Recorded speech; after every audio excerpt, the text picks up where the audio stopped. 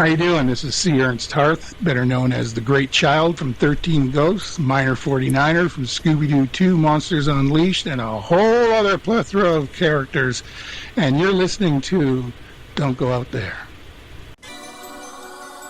In a world where zombies, ghosts, serial killers, and vampires all exist, it's Nico, Brian, Mike, and Dustin. And they are all that stand between you and the films that could end the world. Welcome to the Don't Go Out There Horror Movie Podcast. Welcome back, everybody, to the Don't Go Out There Horror Movie Podcast. We are joined on this Sunday by another veteran of the industry, known for his roles in 13 Ghosts, Crawl Space, many others, Mr. C. Ernst Harth. Thank you so much for joining us. How are you doing today, sir? I'm doing great. Thanks for having me. Absolutely. Yeah, absolutely. We're looking forward to this one. Let's just go ahead and jump right into it, man. We like to kind of start off all of our interviews and ask all of our guests, what made you pursue this career? You know, I read that you did community theater, improv in high school, that it kind of maybe gave you the spark to pursue it. Is that correct? Can you expound on that a little bit? Yeah, all through school, I was always the kid who, loved playing like an idiot and playing a goof and doing the silly voices at home and trying to get attention from your parents and all that. And then that just translated into continuing that through school with skits and assemblies and plays and what have you. But it all started in kindergarten. The school I was at, I didn't know this. They had a yearly tradition where they would put on a Christmas pageant, and the thing that I didn't know was they would have the largest kid in the school play Santa Claus. And unbeknownst to me, little kindergartner was called to the office thinking, oh boy, I'm in trouble. And turns out that no, I just, in kindergarten, it was kindergarten to grade 5, I just happened to already be the largest kid in the school. And so they asked me if I wanted to be in the pageant and to play Santa Claus, and I was thrilled. But I really didn't even know what being in a play or a pageant, I didn't know anything like that. I just, know how to act silly at home. And practicing the pageant, and then when it came time to do the pageant and sitting on stage and sitting in his chair, the Santa throne, and having the audience and everyone laughing and everyone clapping and all the attention being on me, but also the fact that I was sitting on stage with all grade 4 and 5s, and they're the ones in the pageant. And then here's me, the king of the castle, and I'm just a little kindergartner. And I just remember that feeling of pure joy of just everyone laughing and clapping, and it was just like, wow, not only am I getting my parents' attention, I'm getting the whole room's attention. I love this. I got to pursue this. I didn't even really know what being an actor was at that age, because, when you're a kid, when you're watching TV, those people live in the TV. That's all you know. And when you go to the theater, those people live up on the big screen. And so I got involved, like I said, with the community theater, improv. A guy I went to school with in high school, him and I, we would go out to nursing homes and old age homes during the week, and we would do like, whose line is it anyway? We would do like improv games with the seniors, because nobody was visiting them, and it's like their family just like leaves them there to die, more or less. And we just thought this was a good way to put, some joy in their life, put some smiles on their face. So we would do like things like, sound effects and, everyone act like a robot, and just basically silly things. But now, of course, the true reason that I did this was because I got out of class. We did this in the afternoons, right? But, eventually, the real reason why you did it, gets overtaken by the fact that you're doing a good thing and it's making you feel good as a human being. But that went through high school doing plays and stuff, but I still didn't really know what being an actor or pursuing acting, because that's far away. That's in Hollywood. That you don't ever think of you in your small town as being an actor, something that you could actually do. But this was in Ontario in Canada, and I moved to the other side of Canada, to Vancouver, British Columbia on the West Coast when I was 19. And that was just on a whim. My friend, we were sitting at a donut shop, and he says, "What do you want to do today?" And I said, "I don't know. What do you want to do?" And he says, "You want to go to Vancouver?" And I didn't even know where Vancouver was, never mind what. But because, I was on student welfare, I wasn't really held down to anything. I said, sure, okay. So we just went home, put our stuff in a bag, and 4.5 days later, we were in Vancouver. And working in Vancouver, I was working at a nightclub, and these two women one night, I was a doorman. Because, when you're 6'6", 400 pounds, that's your resume, right? You just walk into a bar and say, you need a bouncer? So I was working as a doorman, and these two women approached me one night, and they said, "Excuse me, are you in the film industry?" And I thought, no, I don't even know what that means, really, but no. And they said, "Well, are you an actor? Do you act?" I said, "Well, I acted in school. I did plays and skits and stuff." And they go, okay. The reason we're asking is because you have a very interesting face, and I think we could probably do something with you. Okay. So they handed me a card. I didn't even really look at the card, put it in my pocket, and they walked away. And I thought to myself, whatever, a bunch of chicks just trying to pick me up. Good on you. And put the card in my pocket, which I could have just as easily thrown it in the garbage. I didn't even think about it. And when I got home, I threw the card on the desk with my keys and everything else. And a couple weeks later, I'm cleaning up my desktop, and I come across this card. And in the 2 weeks prior, I never even looked at the card, so I didn't even really know who these people were. I picked up the card and I read it, and I realized, oh wait, they're talent agents. They weren't kidding. This is for real. So I called them, and within the week I was shooting a commercial. And it's like I went out for my first audition. I booked it, got the commercial, and within a couple weeks, I had shot my first commercial on February 27th, 1990. I turned 20 on February 2nd. So my very first professional gig was just after I turned 20. And that commercial aired everywhere. It was for the chicken growers, like the pork board, the beef board, the dairy board kind of thing. But it was for the chicken board. And so they had it on billboards, they had it on bus shelters, they had it on the side of buses, plus the commercial aired all the time. So I went from working in a doorman to thinking I was a superstar, because now I'm everywhere. Now, I quickly learned that the next two jobs that I got were doing extra work, and I immediately felt like a second-class citizen. And that's when I realized, no. I need to be the main guy in front of the camera. I need that feeling going back to kindergarten with the little kid there up on stage and doing extra work. I'm not getting it from that, because that was the most horrible experience of my life. $5 an hour, standing in the pouring rain. It's like nothing to eat. Well, we'll come back in an hour. We might have some coffee and donuts for you, that kind of stuff. And I was like, that's not for me. But yeah, that's how I got into it. I never pursued it per se. I was working as a doorman, and it just basically fell on my lap and went from there. And that's how my career, truthfully, has continued. It has just snowballed from there. For the first 4 years of my acting, 6 years of my acting, I was just working whatever job I could get and doing acting on the side, pursuing it, getting a little, a day roll here on TV, Canadian television, short films, what have you. And then in 1996, I had done a short film in 94. It was nowadays, I think you would call it a fan film. It was Alien 3 had just come out, and everyone was talking about, is there going to be an Alien 4? Is there going to be another Alien? So this guy had done a short film. It was called, we ended up calling it Alien IV ? And it was, if there was going to be an Alien 4, what would it be, and how would the story continue? So we did this half-hour short film, never thought anything of it. It was just a little shot on a home movie camera. And so 2 years later, an actor friend of mine who was in this short film with me says, I got an interesting proposal for you.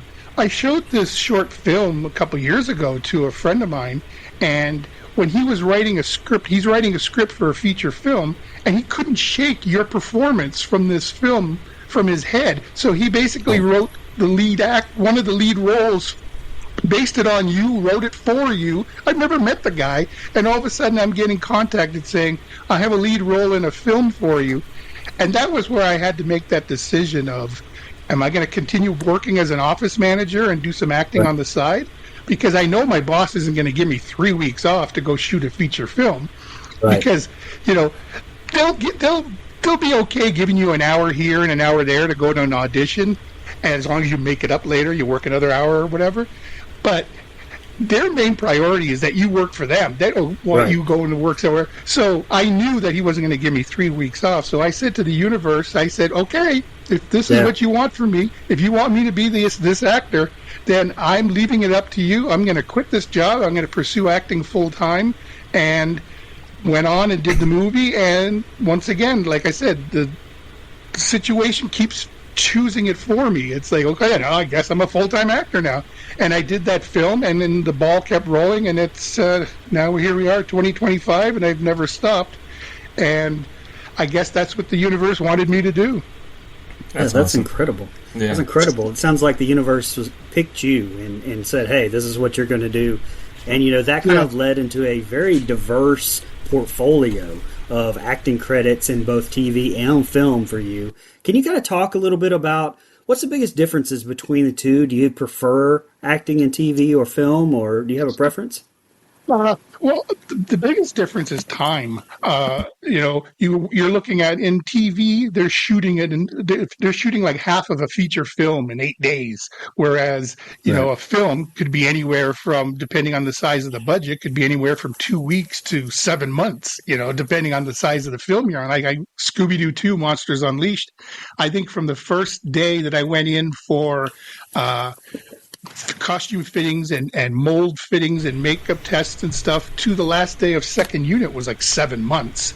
So that was, even though I didn't work every day, still that's, you're employed on the same job for 7 months. And then a lot of short films I've done, 9 days, 12 days. But with TV, you basically have to nail it in your first or second take, because they don't got all day for you to mess around. So, and especially being a local hire, where they just want you to be the professional and do your job. They have much less patience with you than they do with the stars who have come up to wherever you are to shoot the thing. So they can have as many takes as they want, but you as the day player, or as the person who's been hired for a couple days, you better get it right. And whereas with a film, like I remember when I did a film called Dreamcatcher with Lawrence Kasdan, the director. It was a Stephen King book, and he could see we were doing the take, and as soon as he would yell action, I would like rush into the scene. I would like jump in before I was even settled or ready to do the scene. And he could tell that I had come from a background of doing a lot of television. And he came over to me and he kneeled down. I was laying on a psychiatrist's couch in the scene, so I was laying there, and he comes over and he kneels down to me and he leans in and he says, "Ernst, this isn't TV. This is a movie. This isn't about seconds. This isn't about feet per seconds. This isn't about the film. This is about the performance. I yell action. That just tells them to start rolling the camera. That doesn't tell you to jump out of the gates and go. You go when you're ready to go. When you're settled, when you're ready with your performance, you go." Right there, that to me is the perfect description of TV versus film. TV, they just want the scene. They want to get it on so we can move on, get to the next one. We have 20 more things to do before lunch kind of thing. Whereas with him, where he says this is all about performance, not feet per square inch, or feet per inch. And that really stuck with me, because I was so used to working in TV where it's like, as soon as they yell action, you got to nail this performance, get it out, move on to the next one.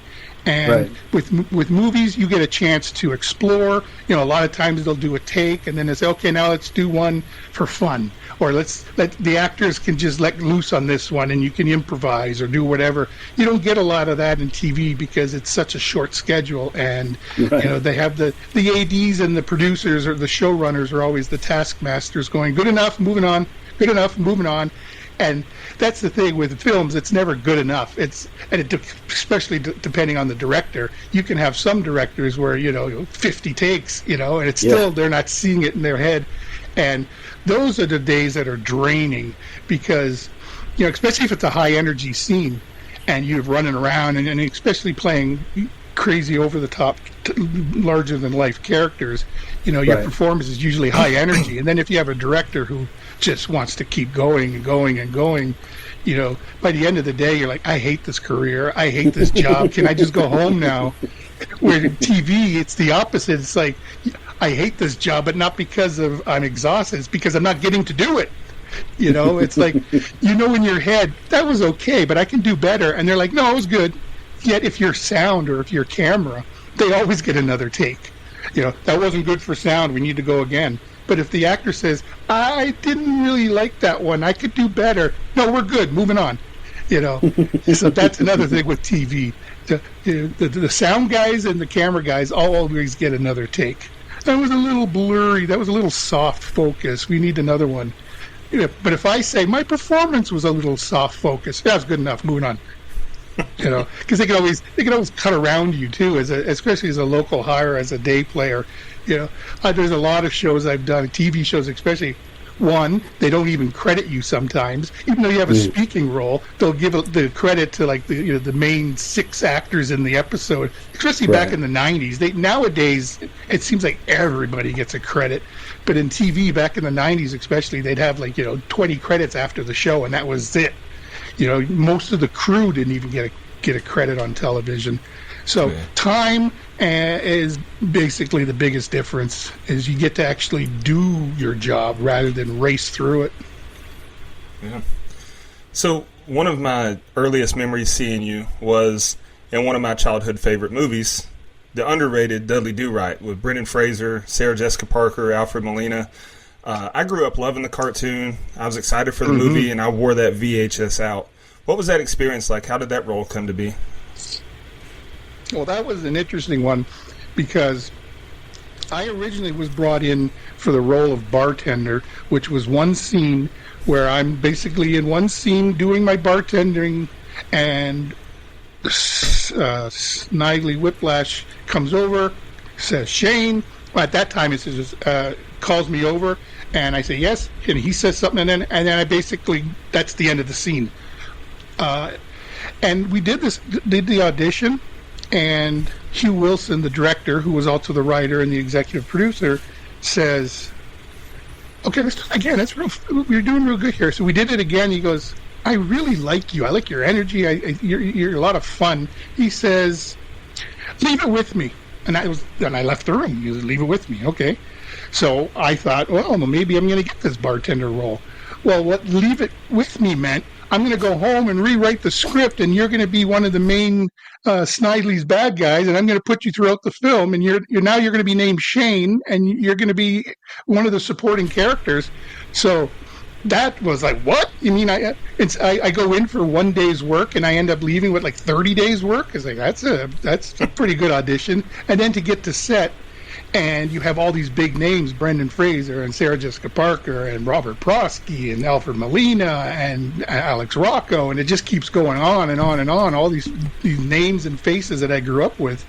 And doing the film, you see, here's the thing, as someone who grew up watching Dudley Do-Right, the cartoon series, the difference with the film that was released and the film that we made is that Hugh Wilson was an older gentleman, and he was someone who was, a fan of the original series in the 60s, and the movie was made as a nostalgia piece for people who were original fans of the cartoon. It wasn't made for kids of today. It was made for adults.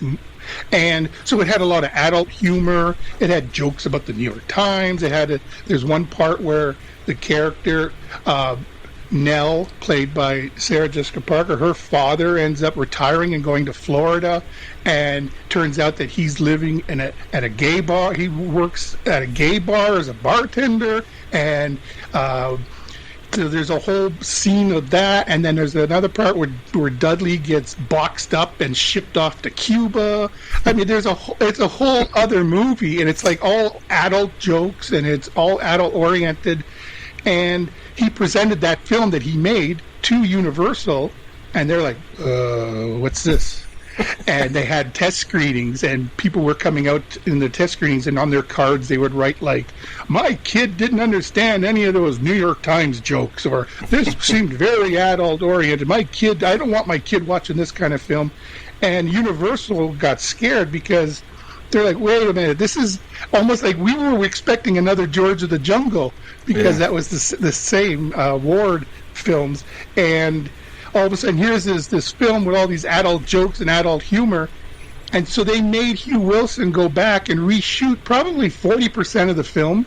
Wow. So all of the stuff with the horse farting and the horse sticking out his tongue, all the stuff with the floorboards loose and banging Brendan in the face, all the stuff with them sitting in the mud, in the big mud bath, and the two of them sitting there, the stuff with him painting the dirt bike. There was so many things that they added that weren't in the original script to try and dumb it down for kids. Yeah. The problem was kids didn't know anything about Dudley Do-Right. Dudley Do-Right was for the older people who grew up with it, and now they're dumbing it down for kids who don't really know Dudley Do-Right, and then you have the adults who now don't want to see this dumb kids film.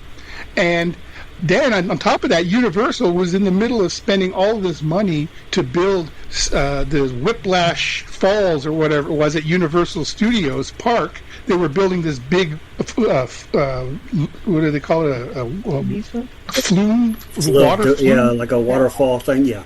Yeah. So they had this they're already putting all this money into, I think they spent more money on the ride than the movie made, so it's like, so that was why they were, this thing was already being built, and so when they saw the film that came back, they're like, we got to change this.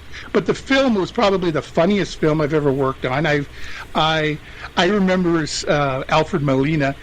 We would laugh so much on set, and he had this big fake mustache, so he was constantly having to, every time he would laugh, he'd be like, he'd have to hold his mustache down. I so clearly remember that. I remember we did and then I rapped. They were about to rap me, and the director, I said, "I saw in the script there's a big dance number next week, and there's this big convention at the Legion. They got this big scene." I said, "How come Shane isn't in the dance number?" Because I wasn't written in that dance number. And he says, "Well, can you dance?" And so I started doing a little jig next to his chair on set. And he goes, once again, he says, "Leave it with me."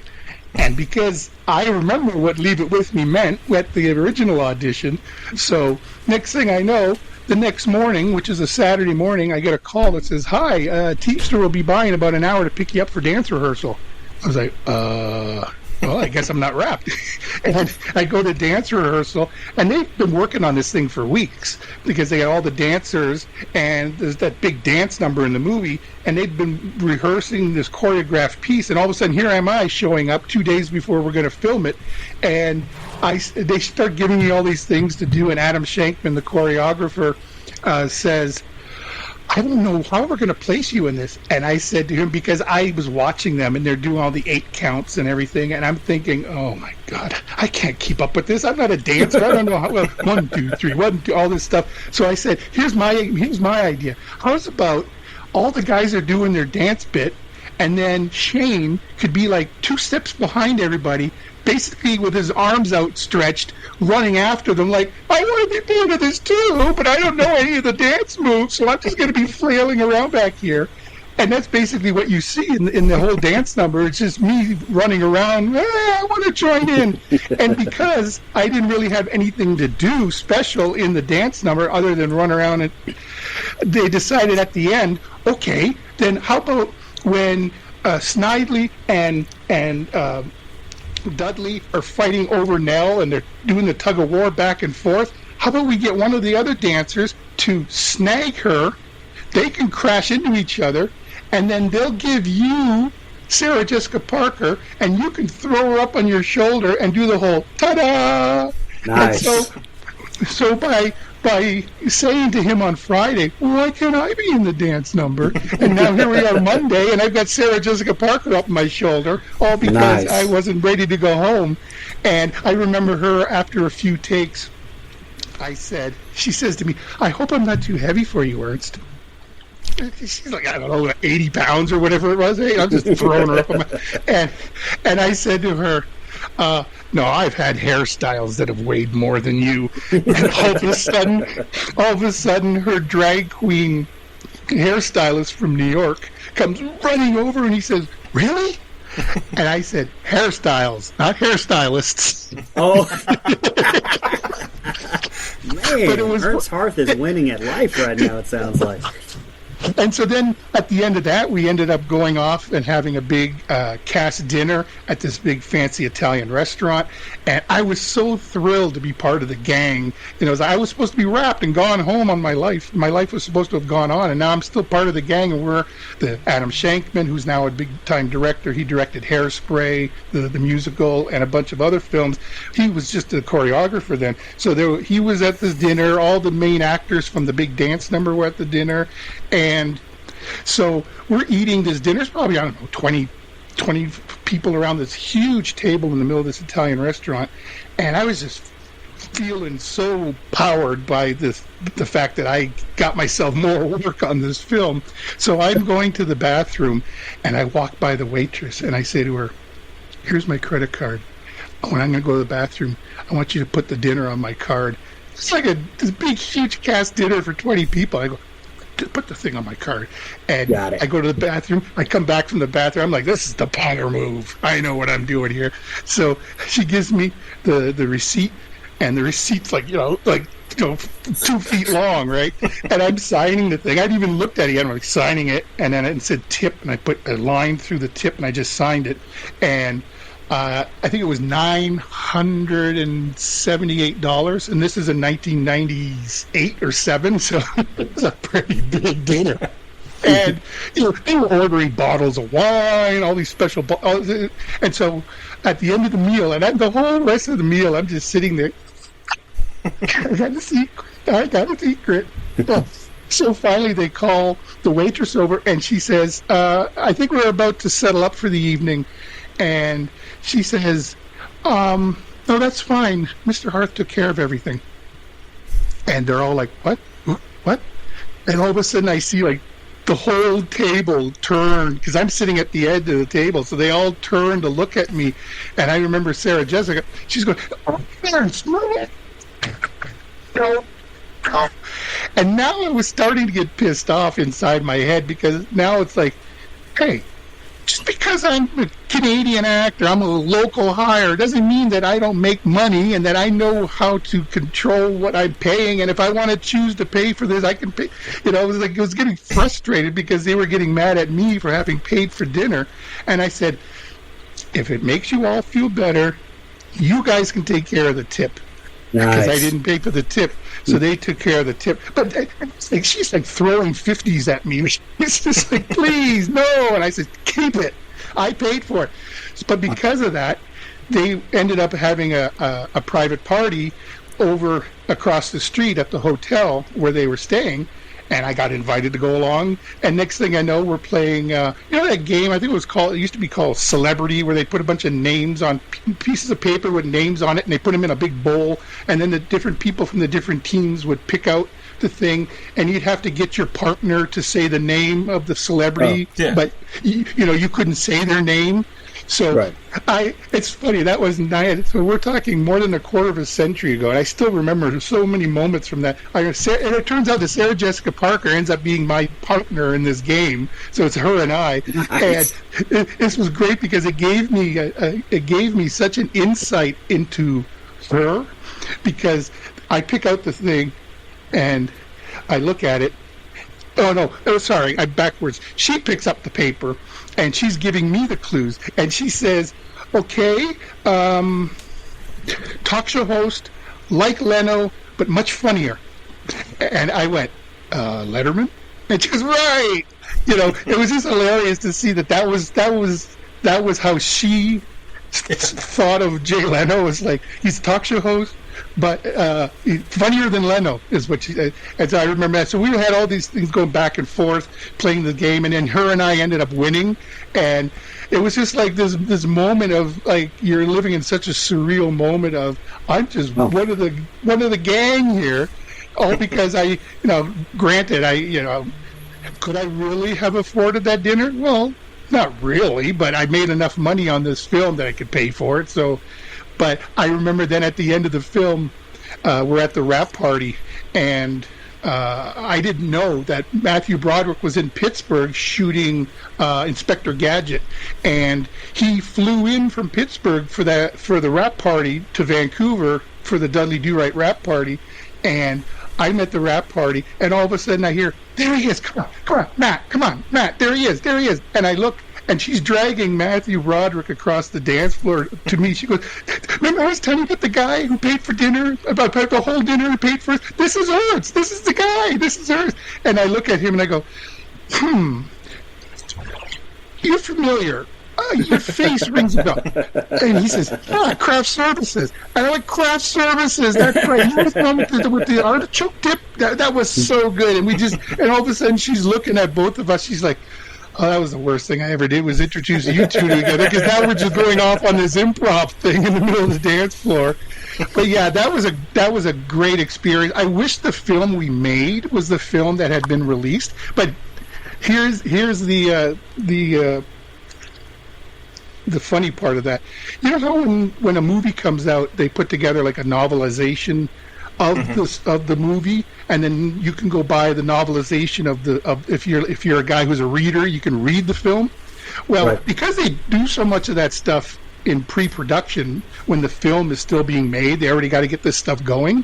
So if you were to go to the kids department at the bookstore to get the kids reader for Dudley Do-Right, the kids reader is based on the original script.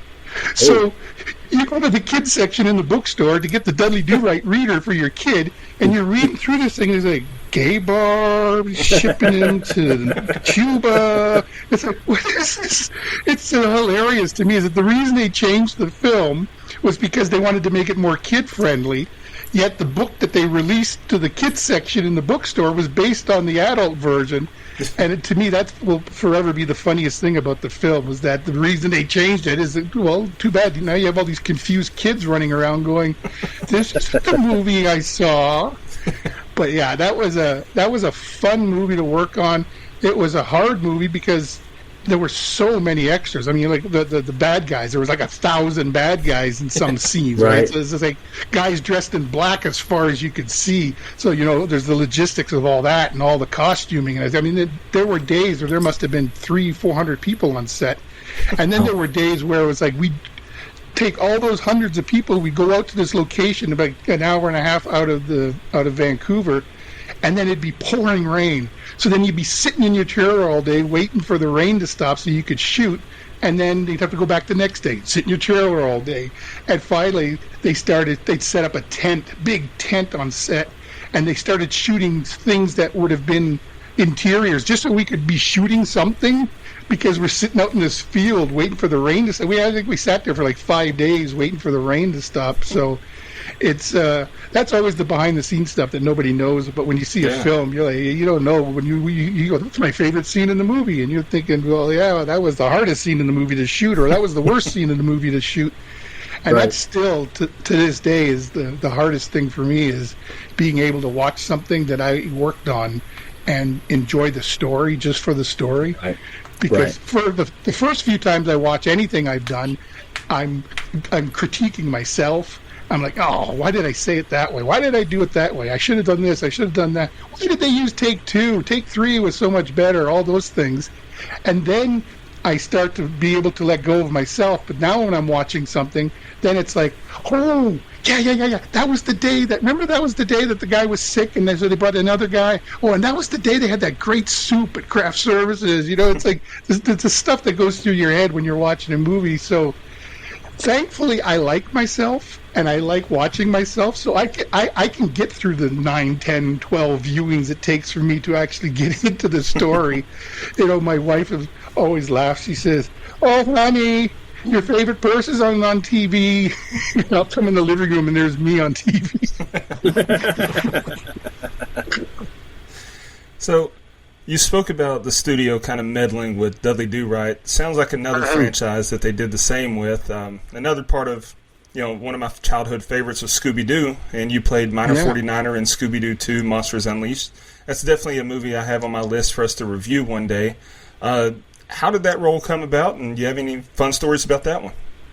Yeah, Scooby-Doo 2 Monsters Unleashed. First of all, I think the second film I saw some guy did an essay on YouTube years ago comparing the first film and the second film, and he says they're almost out of order. He says the second film is closer to the series, and the first film is almost like they've broken apart and now they're coming back together. Yeah. So it's like, it was almost like you needed to start with the one that was closer to the series with all the different famous monsters and ghosts and all that stuff. But as far as the audition, it was just like any other thing. I got a call that says they have an audition for you for Minor 49er, and I grew up watching Scooby-Doo, so I knew, but I also knew that Minor 49er wasn't much of anything in the original cartoon. It was just a guy with a beard, it wasn't really anything to it. So I knew this was going to be the opportunity to create the character, to create the movie version of this character. So I went in and I was doing like a southern accent, and I was like, I'm going to get you, I'm my 49er, just making up voices and stuff. But they liked my energy in the room, and they liked the way I was moving and the motioning and everything. And the great thing is that character was like 100% prosthetic, practical effects makeup, and because I'm such a bigger-than-life, over-the-top type actor, that works perfectly for prosthetic makeup because you almost have to act through the makeup.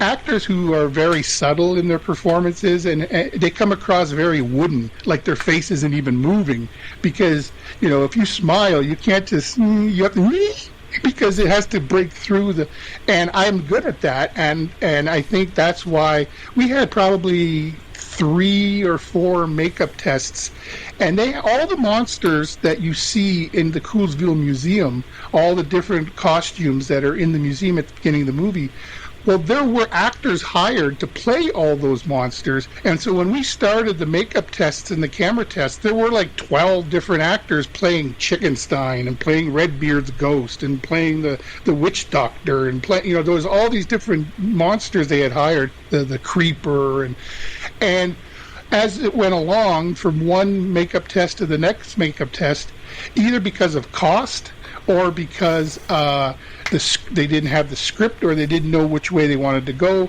And also I think they went more towards the CGI rather than the practical effects, because what people don't realize is with a lot of these, like the Marvel type movies or these big over-the-top visual effects movies, a lot of times the script isn't even finished when you started because you're going into production on an idea. And a lot of times when there's these heavy visual effects, like they just have a guy on set holding up a tennis ball or something, and you're reacting to that. And it's like, we'll decide what the monster's going to look like later. We're going to decide who you're reacting to later. So it saves them all the money, and it saves them just having the script further along so that they can. But it also marries you to, like, if you do like practical effects, that's the look, that's what you shot, that's what's in the movie. You can't change it. That's what the monster's going to be for now.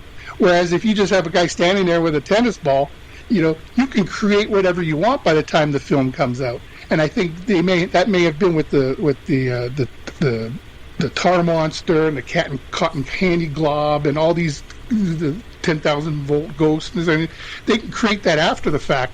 So they don't even need to know which monsters. But if you're going to hire a bunch of actors to play these people ahead of time, you're marrying yourself to those. And so within each audition, they would lose more of these actors. And then, for example, when they got rid of Redbeard's ghost, they liked the fact that Redbeard's ghost breathed fire. Well, they liked that gag. They just didn't want that monster. So all of a sudden, they're like, Ernst, Minor 49er breathes fire. Okay. All right. It's like, what does that have to do with Minor 49er? I don't know, but it looks cool. So now I breathe fire in the movie. And it was like every time we'd have another makeup test, they would like what I was doing, and they just kept throwing gags on me and getting rid of other actors.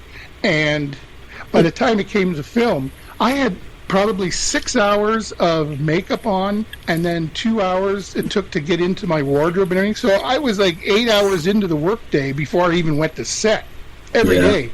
And there were weeks where it was like 5 days a week. So, you know, that makes for long days. There was a couple days where it was like 2.5 hour turnaround. A Teamster would drop me off at home, and then 2.5 hours later, another Teamster would pick me up.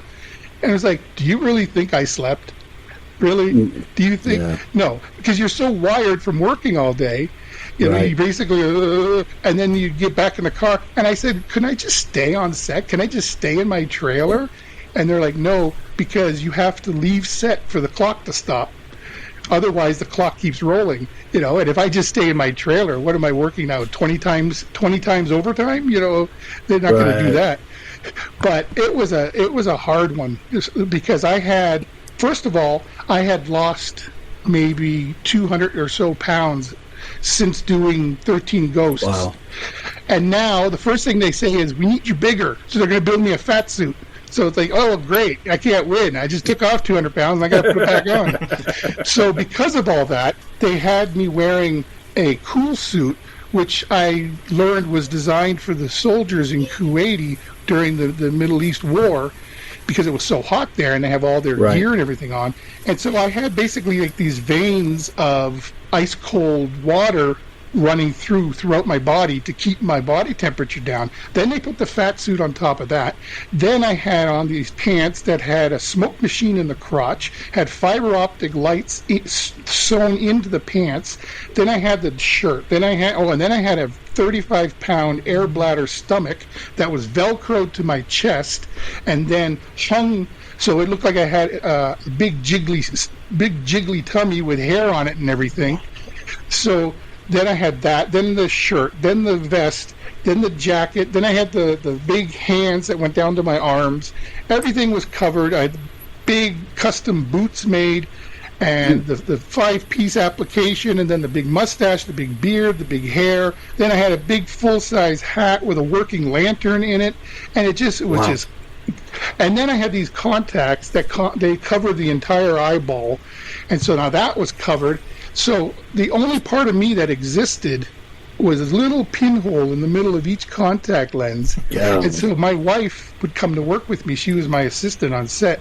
So before I would go to set to do a take, she would sit me down in front of her, the big Minor 49er sitting there, and she'd look in my face and she'd look in my eyes and she'd look there and then she goes, there you are, there's my husband. And she'd look at the little pinholes and she'd go, okay, go have fun. And then off goes Minor 49er. And it was crazy because I had the character the way I had said it with the audition. I knew I was going to get to create this character, so I decided he's going to have like this bow-legged stance. Well, that's fine when you're just showing them in an audition, but now all of a sudden the 12 hours of you running around with this bow-legged position and you're holding yourself in and going after Matthew Lillard and him and I doing all the action, and then they're saying, okay, this scene you're going to crash through this fence and you're going to smash the fence and you're going to run down this walkway, which is like, you know, there's a 4-foot drop off on this walkway, and I'm trying to tell the stunt coordinator, I only have a pinhole of sight on each eye that I can see. And he says, okay, well, we'll give you a stunt adjustment. So we'll give you stunt pay. I was like, okay, because the fact that I couldn't see where I was going and that I could fall off the thing and land 6 feet down. So they gave me a stunt adjustment. So I'm a stunt man now. And, and it's funny when you see there's pictures, once again, like with Dudley Do Right, they do all this stuff in pre-production. So they have all these books for kids. They have these photo books on the movie. They put out all this stuff that they're going to. But the pictures that they have in these books is me and Matthew Lillard on set. And when you look at the picture, it doesn't occur to you, something's missing. And then it's like, oh, Scooby's missing, because they took the pictures on set, but Scooby got drawn in later. So now you have all these kids books with Minor 49er and Matthew Lillard, but there ain't no Scooby-Doo there, because Scooby-Doo, they had a big full-size mock-up of Scooby-Doo that it was like a model that they would bring on set and put him there so that we could get an idea of the size of him on set, and so we knew where to look and where to react. And then the visual effects guys would come on set, and they had this big ball, and it was like flat gray on one side, and it was like a mirror on the other side, and they would hold that where Scooby's going to be. They would hold that, and what it does is it basically, they register where the light bounces off of it, and so they get all the reflections and everything, so that when they add him, they can do the shading and everything, and that's how they get all the readings for each set. And so that was eye-opening, because I'd never really been on such a high, like such a heavy visual effects film.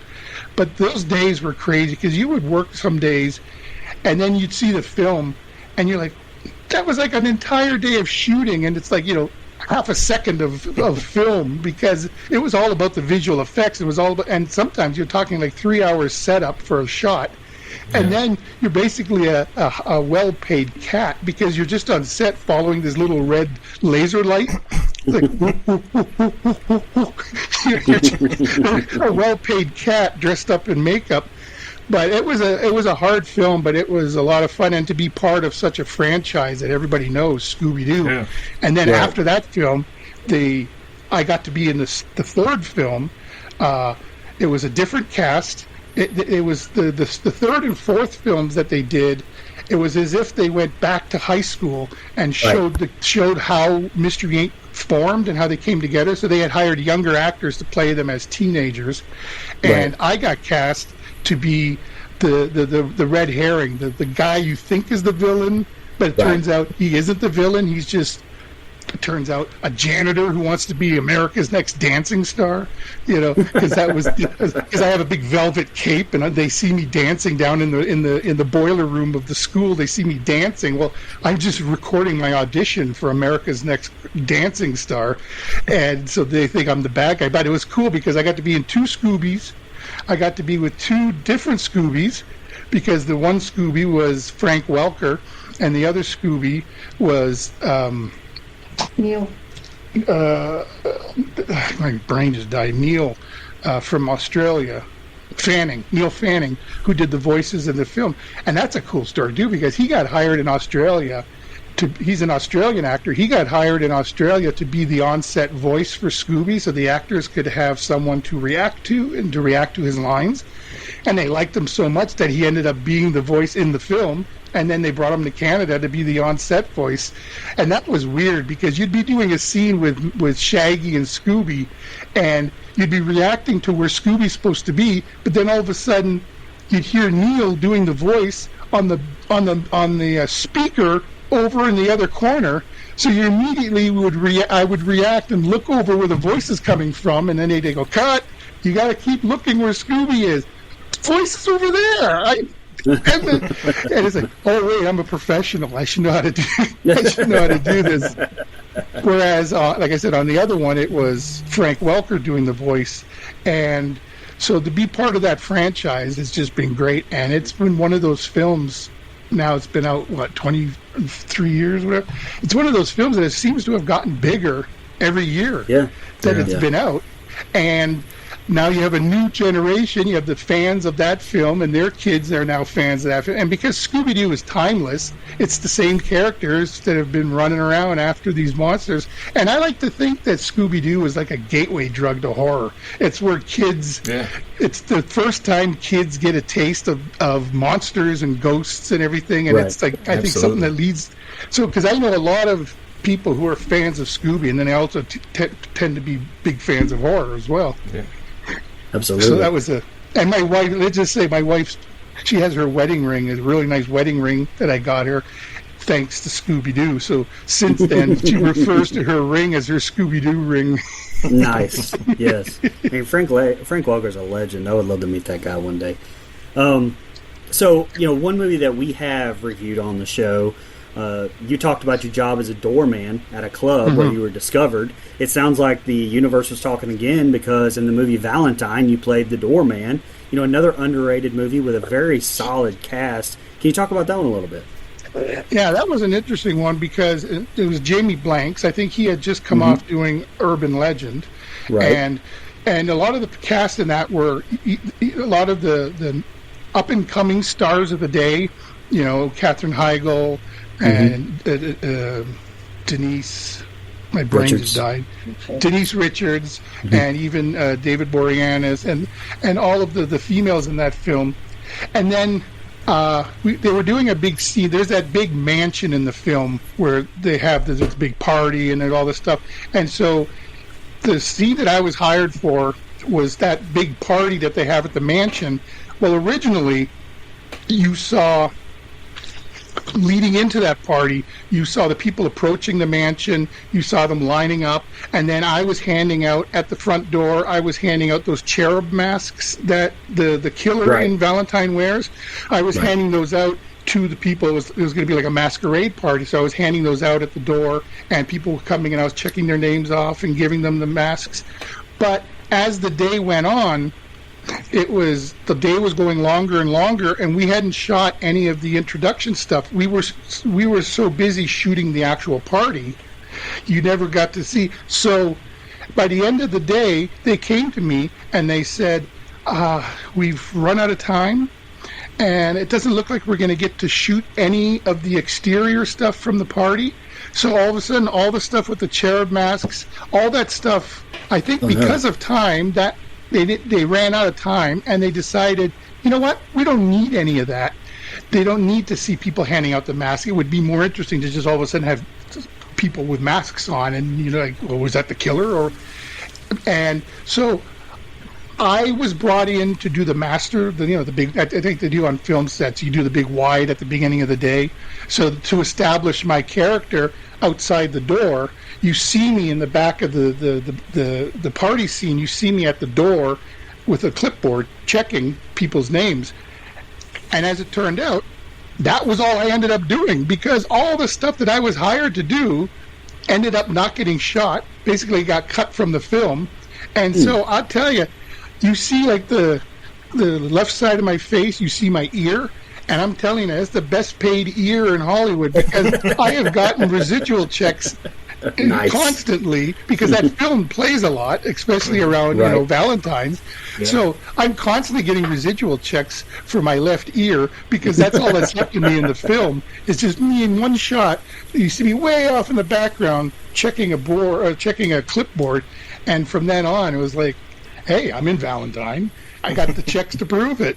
There you go. But we ended up not shooting any of that stuff. So when people say to me, oh, I see you were in Valentine, but I saw the film.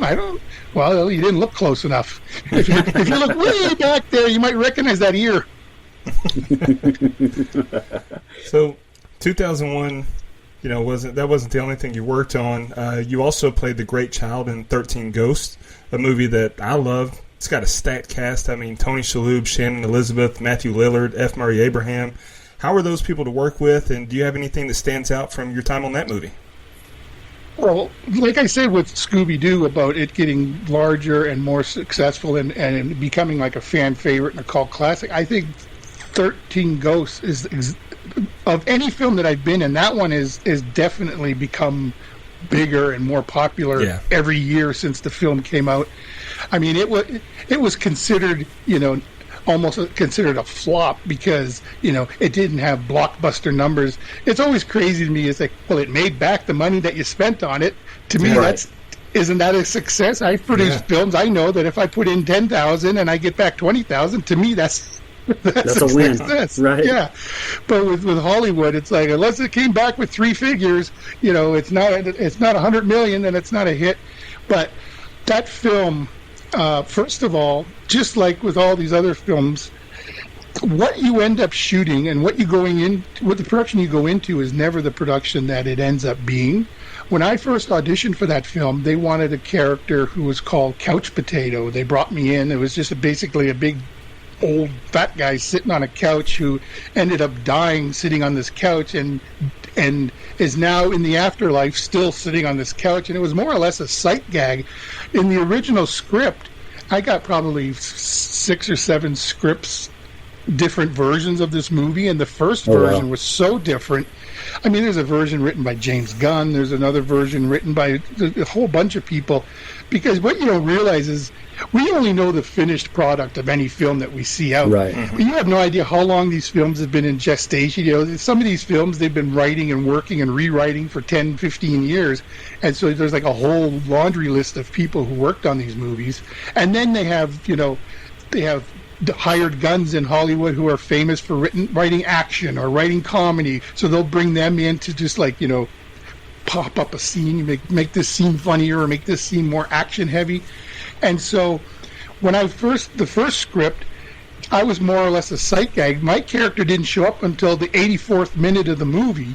And it was like they're in the library, and all of a sudden they look outside the library, and there's like 4 more ghosts that you hadn't seen in the film. And this was when the Pilgrimess, the character with the stalks, with her hand in the stalks, she, at that point in the film, she was more like a pilgrim, like a nun kind of thing, and she had a sister. They were called the sisters because her sister was like the twin that never completed growing. What do they call that? The parasitic twin. So she would carry around this little woman, this little parasitic twin version of her. So that was where the little person came in.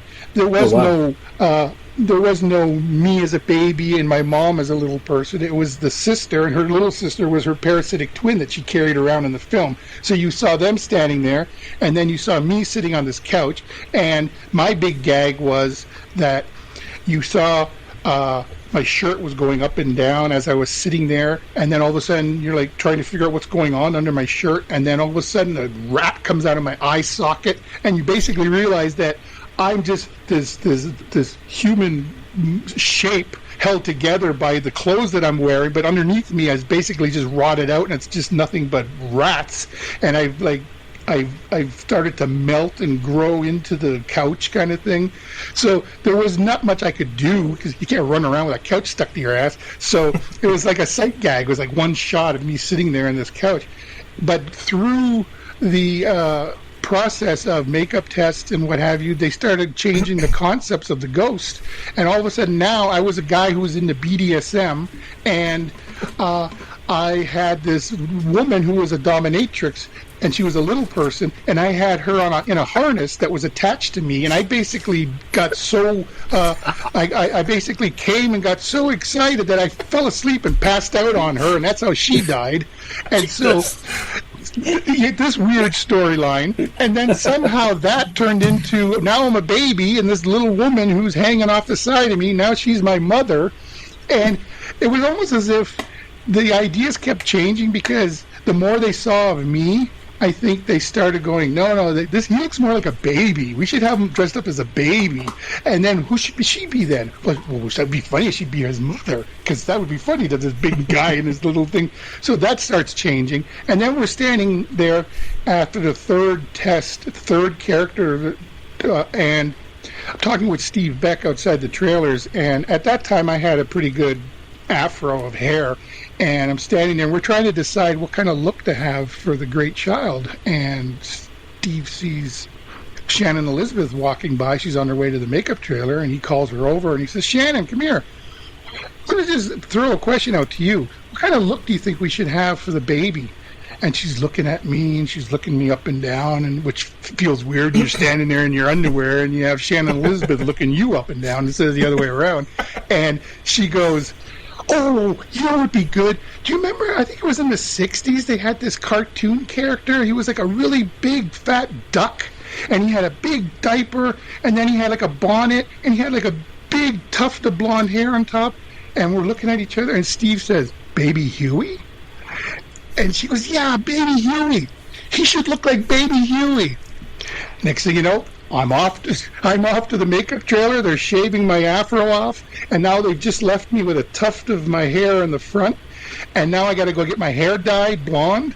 And so then every 3 days I got to go back to the makeup trailer to get my hair, my roots touched up, because, and as you can see, the part where the tuft was is the part I don't have anymore. So they killed my hair.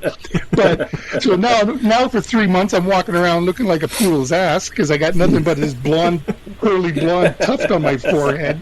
And that's funny because, at the beginning I see you wearing an A24 hat. At the beginning of the film, all the hats like that I had acquired and all the films I had worked on over the years, those became my special hats to cover my hair. By the end of the 3 months, I was walking around with little barrettes in my hair, designing the little thing, just because, by that point I got so used to it, and now it's a story. I can say, hey, this was Shannon Elizabeth's idea. Don't look at me. I can blame it on her. But that film is one of those films where, when I first saw it in the theater, it was so frenetic. It was so the editing was so quick and so fast and so loud that I think the reason why the film has become more successful once it went to video is because the size of the screen became smaller. Like with MTV music videos, if you took a music video from the 80s and stuck it on a movie screen, you would have the same reaction because the edits were so quick. It was like in the movie theater, you'd be watching this, and by the time you turn your head to look at that side of the screen, they'd already be onto another thing. So you never got it was almost like a headache, like someone was beating you over the head with a hammer. Then when it came out on video, you could see the whole image, and it played better. And I truly think that is one reason why it became more successful once it was on TV and on video. It was just because it was easier to watch. And it didn't help that it was like a month after 9/11 when the film was released, and people still weren't really going out or going, last thing people wanted to do was go see a horror movie in the theater. And then on top of that, there's also there's certain type of people who just, they poo-poo horror films. It's not a real movie, it's a horror film. And they don't want to be, they have no problem watching them at home, but they don't want to be caught in public going to a horror film. Once you have horror films nominated for Oscars and stuff, people look at them a little different. But back then it was still, I'm not going to go see a horror movie. That's the thing. You rent movie at Blockbuster on Friday when you have a sleepover with your kids or whatever. And I think that's another reason why it became more popular on home video. But making the film was an experience, because that house was what you saw. It was like 2,500 panes of glass, big steel girders. It was 2 stories high. It was built in the world's largest special effects soundstage that was in Vancouver at the time. So they built this house. So when you saw the windows and the walls shifting, they were shifting. When you saw the gears, everything going up and down, that was all actually happening. And so just imagine you have all the crew, all these actors, and then all of these ghosts in full prosthetic makeup inside a house that's nothing but glass. Glass on the bottom, glass on the top, glass on the side. Right. And now you have to basically overlight it, because you can't have any reflections, because everybody's reflected on every surface. And where are you going to hide the crew? So you have the crew wearing black T-shirts, and they're all like down on their knees, hiding in the corner, and trying not to. But I like to call that my 13 Goes drinking game. Once you've watched the movie enough times, you look for the crew members that are hiding, because every so often there's like that one crew member who forgot to bring his black T-shirt, and he wore his white shirt that day, and so you see a flash of something in the corner, but if you go back and you freeze frame it, you can see that's the grip hiding in the corner, because nothing but glass. It was, and it was so hot in there because of that. And then they have to turn the fans off because the fans make noise. So you can't record audio. So I was so thankful to be, first of all, to be in my underwear, and secondly, other than body makeup, the only prosthetic makeup I had were 2 little tiny applications over my eyebrows, because I told them on day one, you ain't touching these things. I've been in this business long enough. There's no guarantee they're coming back, and if they do come back, there's no guarantee they're coming back the same. So, and just with those 2 little pieces over my eyebrows, that's what gave me such a creepy feeling. Is whenever you see somebody without eyebrows, you don't immediately notice that's what's missing, but it's like your brain is telling you something's off. Right. And when you see the great child it's like so many people I've told this to, they go, I didn't even realize you didn't have eyebrows.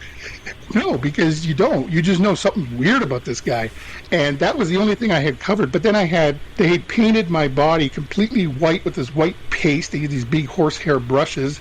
And then they would put in all of using airbrush, they would put in all of the capillaries and all the veins and stuff all over my body. And then they would paint legs where it was like rotting around my feet. And me and the Angry Princess, or the Naked Girl, as a lot of people call her, the Naked Ghost, her and I shared a makeup trailer, and they had 2 beds in this makeup trailer, and she laid on one, I laid on one, just 2 naked people laying on their beds and having strangers going around painting them, and they had a curtain between us so that I wouldn't see her and she wouldn't see me. But the problem with me, it took like 3 hours to do me because you just had so much square footage. I was 598 pounds at the time. So it was like they would paint me, and by the time they got to my feet, I'd already start sweating it off on the other side. Then it was like a constant loop of go back and start over again. And then when we were on set, they'd have constantly, when they'd be they'd break for a second to change a light or whatever, all of a sudden I'd feel like a head pop up between my legs because it'd be the makeup girl. She's down on her knees painting my thighs because the makeup has worn off from me walking. And so you just got to start getting used to that. You start feeling the wardrobe people tugging at your underwear because it's like riding up a little too much, all that kind of stuff.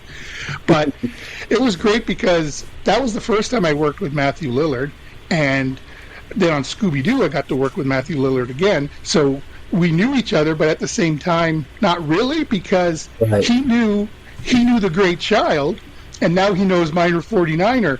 It's like he never really met Ernst, because I was always, by the time he would show up on 13 Ghosts, I was already made up as Minor 49, as The Great Child, and on Scooby-Doo, if the day started at 7, my call time would be like 2 a.m., and I would come in, and there would be nobody on set at all. It would be like, a half-asleep production assistant at the gate waiting to let you in, and it would be me and the makeup people in the makeup trailer, and that was it on set.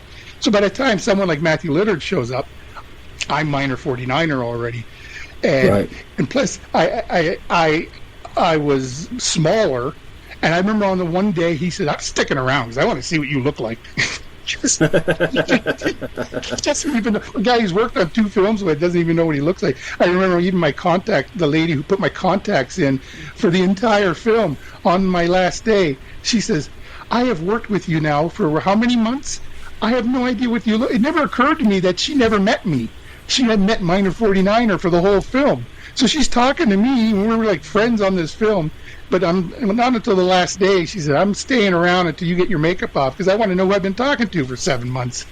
But that's crazy. Yeah, that's crazy. 13 Ghosts was crazy. And like I had mentioned, the film opened up a month and a half after 9/11 happened. Right. Well, that will always be a big marker for me because even though it was a month and a half before that, they had called us in to do reshoots, talking like Dudley Do-Right with reshoots. They did more reshoots on 13 Ghosts. And those reshoots happened on 9/11, a month and a half before the film came out. So I'm getting ready to go to the studio to shoot this stuff. And this was when Big Brother was premiering. And I remember because I went to my TV in the morning, I knew I wasn't going to be home. So I went to program the VCR to record Big Brother. And I'm like, what's going on? There's no every channel had this building on the news, and they're talking about this building, and what's going on? Where's my pen? So I left for the studio frustrated because Big Brother was going to be postponed, and that was the only thing on my mind. I knew nothing about what was going on in New York. I just knew that Big Brother wasn't going to be on, and I was pissed. So I show up at set, and everybody's like, it's real somber, and it was like, whose funeral did I jokingly said to somebody as I walk in, I go, whose funeral did I just show up at? And well, that went over like a lead balloon because sorry, I didn't know. Yeah. And then I said to someone else, I said, oh, man, I'm pissed off. They postponed Big Brother tonight. Can you believe that? And then they're like, ooh. And once again, everybody's like, what's with this guy in Big Brother? It's like, he's all pissed off with Big Brother. And it's like, and then finally I realized, why is everyone standing around the TV monitor in the studio? And that's when it occurred to me what had happened. And you have Steve Beck, you have the DP, you have a lot of the executives and a lot of the people who came up for the day to do these reshoots. Well, now they don't even know if they're going to get to go home because all the planes have been taken out of the sky. Right. They don't even know if they're going to be stuck in Canada forever. They don't know what's going on. I think they ended up like pooling resources, and I think they rented a car and drove back to LA, kind of thing. But it was such a surreal day. It's like you're on set and you're in your underwear and you're tough to hair and then they cut and you all walk over to the TV monitor and we're all watching what's going on in New York and Washington, and then they go, okay, back to set, and then you go back to set and you do your monster thing. So knowing the film, if the scene that sticks out for me as being one of the things we shot that day was at the end of the film when the house has exploded and all of the ghosts have been set free from their cells, and you see us basically exiting the house and we're all like dancing off into the forest. That scene was shot on 9/11 as a reshoot. So now whenever I watch the film, I'm constantly reminded, that was 9/11 when we shot that scene. That was the most surreal day I've ever spent on set, because you're shooting this wild, over-the-top, crazy horror movie, and then everybody goes back and watches around the TV to see what's going on in New York. Real wild. Yeah, real over-the-top action was happening there as you're pretending to be over here, and that forever for me will be connected with 13 Ghosts. But that film, like I said, that film and Scooby-Doo both have built. I think 13 Ghosts especially is the film I've gotten the most fan mail in the last 25 years or whatever it's been. I've gotten now fan mail from, I joked to somebody the other week, I've gotten fan mail now from every continent except Antarctica. And I said, there's got to be a penguin out there that liked Air Bud or something. Come on. Come on. I'm gonna send you a letter. I'm gonna forward it through Antarctica, and it's gonna take care of that. I'm gonna take care of that. Well, that reminds my father-in-law, who's not with us any longer, but when he was with us, he lived in Missouri, and he sent us some DVD that he had put together, and he sent it to us here in Canada. And we waited and we waited and we waited, and nothing came and nothing came, and the months went by and we hadn't gotten anything. Wow. We're like, what's going on? All of a sudden we get this thing in the mail, and it turns out that his DVD had been sent to Uganda instead of Canada. The way he wrote Canada, somebody in the States in Missouri went, this is Uganda, and sent it to Uganda. So it traveled the world, went through all the Uganda, then came back to Canada. So it's funny when you say that about forwarding it through Antarctica. I think, why not? I've already had a DVD go through Uganda. Right. Yeah, 13 Ghosts and Scooby-Doo, those are the most popular films that I've been in, and those are the films that have gotten the most reaction. Those are the films that I sell the most prints, because I like to. I haven't gone to many conventions, mainly because, especially now, I live in a hostile nation and I can't really cross the border, because I don't know, next thing you know, I'm in Venezuela or wherever. I'm going to end up in El Salvador or wherever they send me. So, I dare not go. I know people who are in bands that have traveled across the border to go start world tours and stuff, and next thing you know, they've gotten nabbed because they don't have their paperwork in order or whatever.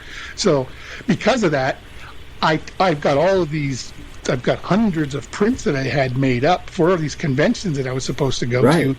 So now that I'm not going to these conventions, I started selling them online. So people from around the world can still contact me. We can still have the interaction like we would at a convention, and then I can sell them one of my photos and sign it to them and send it. So that's what I've been doing for the last couple of years, and those two films have definitely been the biggest response: 13 Ghosts and Scooby-Doo. But yeah, 13 Ghosts was a hell of a film. And like I said, when the house blows up at the end of the movie, they actually did that. That we had this big house with 2,500 panes of glass and everything, and at the end of the movie, they took some of the panels of glass, took it aside for reshoots, thankfully, because we needed them when we did the reshoots. But everything else, they basically blew up that thing. So when you see that thing explode, just imagine that whole thing. That's crazy. They just blew the hell out of that thing. So it was exciting. When the first day I walked into that house, my immediate thought was, this needs to be nominated for an Oscar for production design, because I have never seen, especially in a horror film, but just in a film period, I had never seen that kind of just production like design. that, yeah. That house was amazing. All the script written on all the glass, and then the design of the house itself with they had the samurai warrior and all the swords and the library, and it was amazing. And that's the greatest thing of this job, is being able to go to these sets. Like on Scooby-Doo, you walk into the Monster Hive and it's like the size of the studio is the size of the building you're in, and everything is there. Nothing is fake. It's all real. That's the greatest thing of being an actor, is when you're on these big $80-90 million movies and you walk onto a set. And walking onto a set, you're walking into that world. Yeah. Makes it much easier to be the character. But yeah, 13 Ghosts. I'll never forget being in that movie, and that's what made me lose the weight, was going to the theater. And you're a big guy, you're almost 600 pounds, but when you all of a sudden see yourself in a pair of tighty whities on a 40-foot screen, you're like, holy shit. And you know how they say, well, the camera puts on 10 pounds. Well, we must have had, I don't know, 40 cameras, because oh my God, I was big. Well, speaking of that, another movie that seems to kind of mirror 13 Ghosts a little bit, another one of those cult classics, like you mentioned, that's become more popular over time. I think it's one of my favorites. 2007's Trick or Treat. You, of course, played a giant baby in that one. Talk to us about Trick or Treat. I mean, a lot of our fans, I know, hold that movie in high regard, and that thing is catching steam as well. Wow. Well, Mike Doherty, I think he had done a short film as an animator. I think he had done a short film called Season's Greetings, and in the back of his mind, he always wanted to expand upon that and make a film about Halloween, and an anthology film. And getting the audition, the audition you're going to be playing Anna Paquin's Blind Date, and you're going to be dressed up as a big baby. And the second I read that, I went, "Whoa, me, giant baby? I ought to play a giant baby." And I immediately, even though I have no idea if they knew of me as the great child, or, I know Mike Doherty's a horror fan.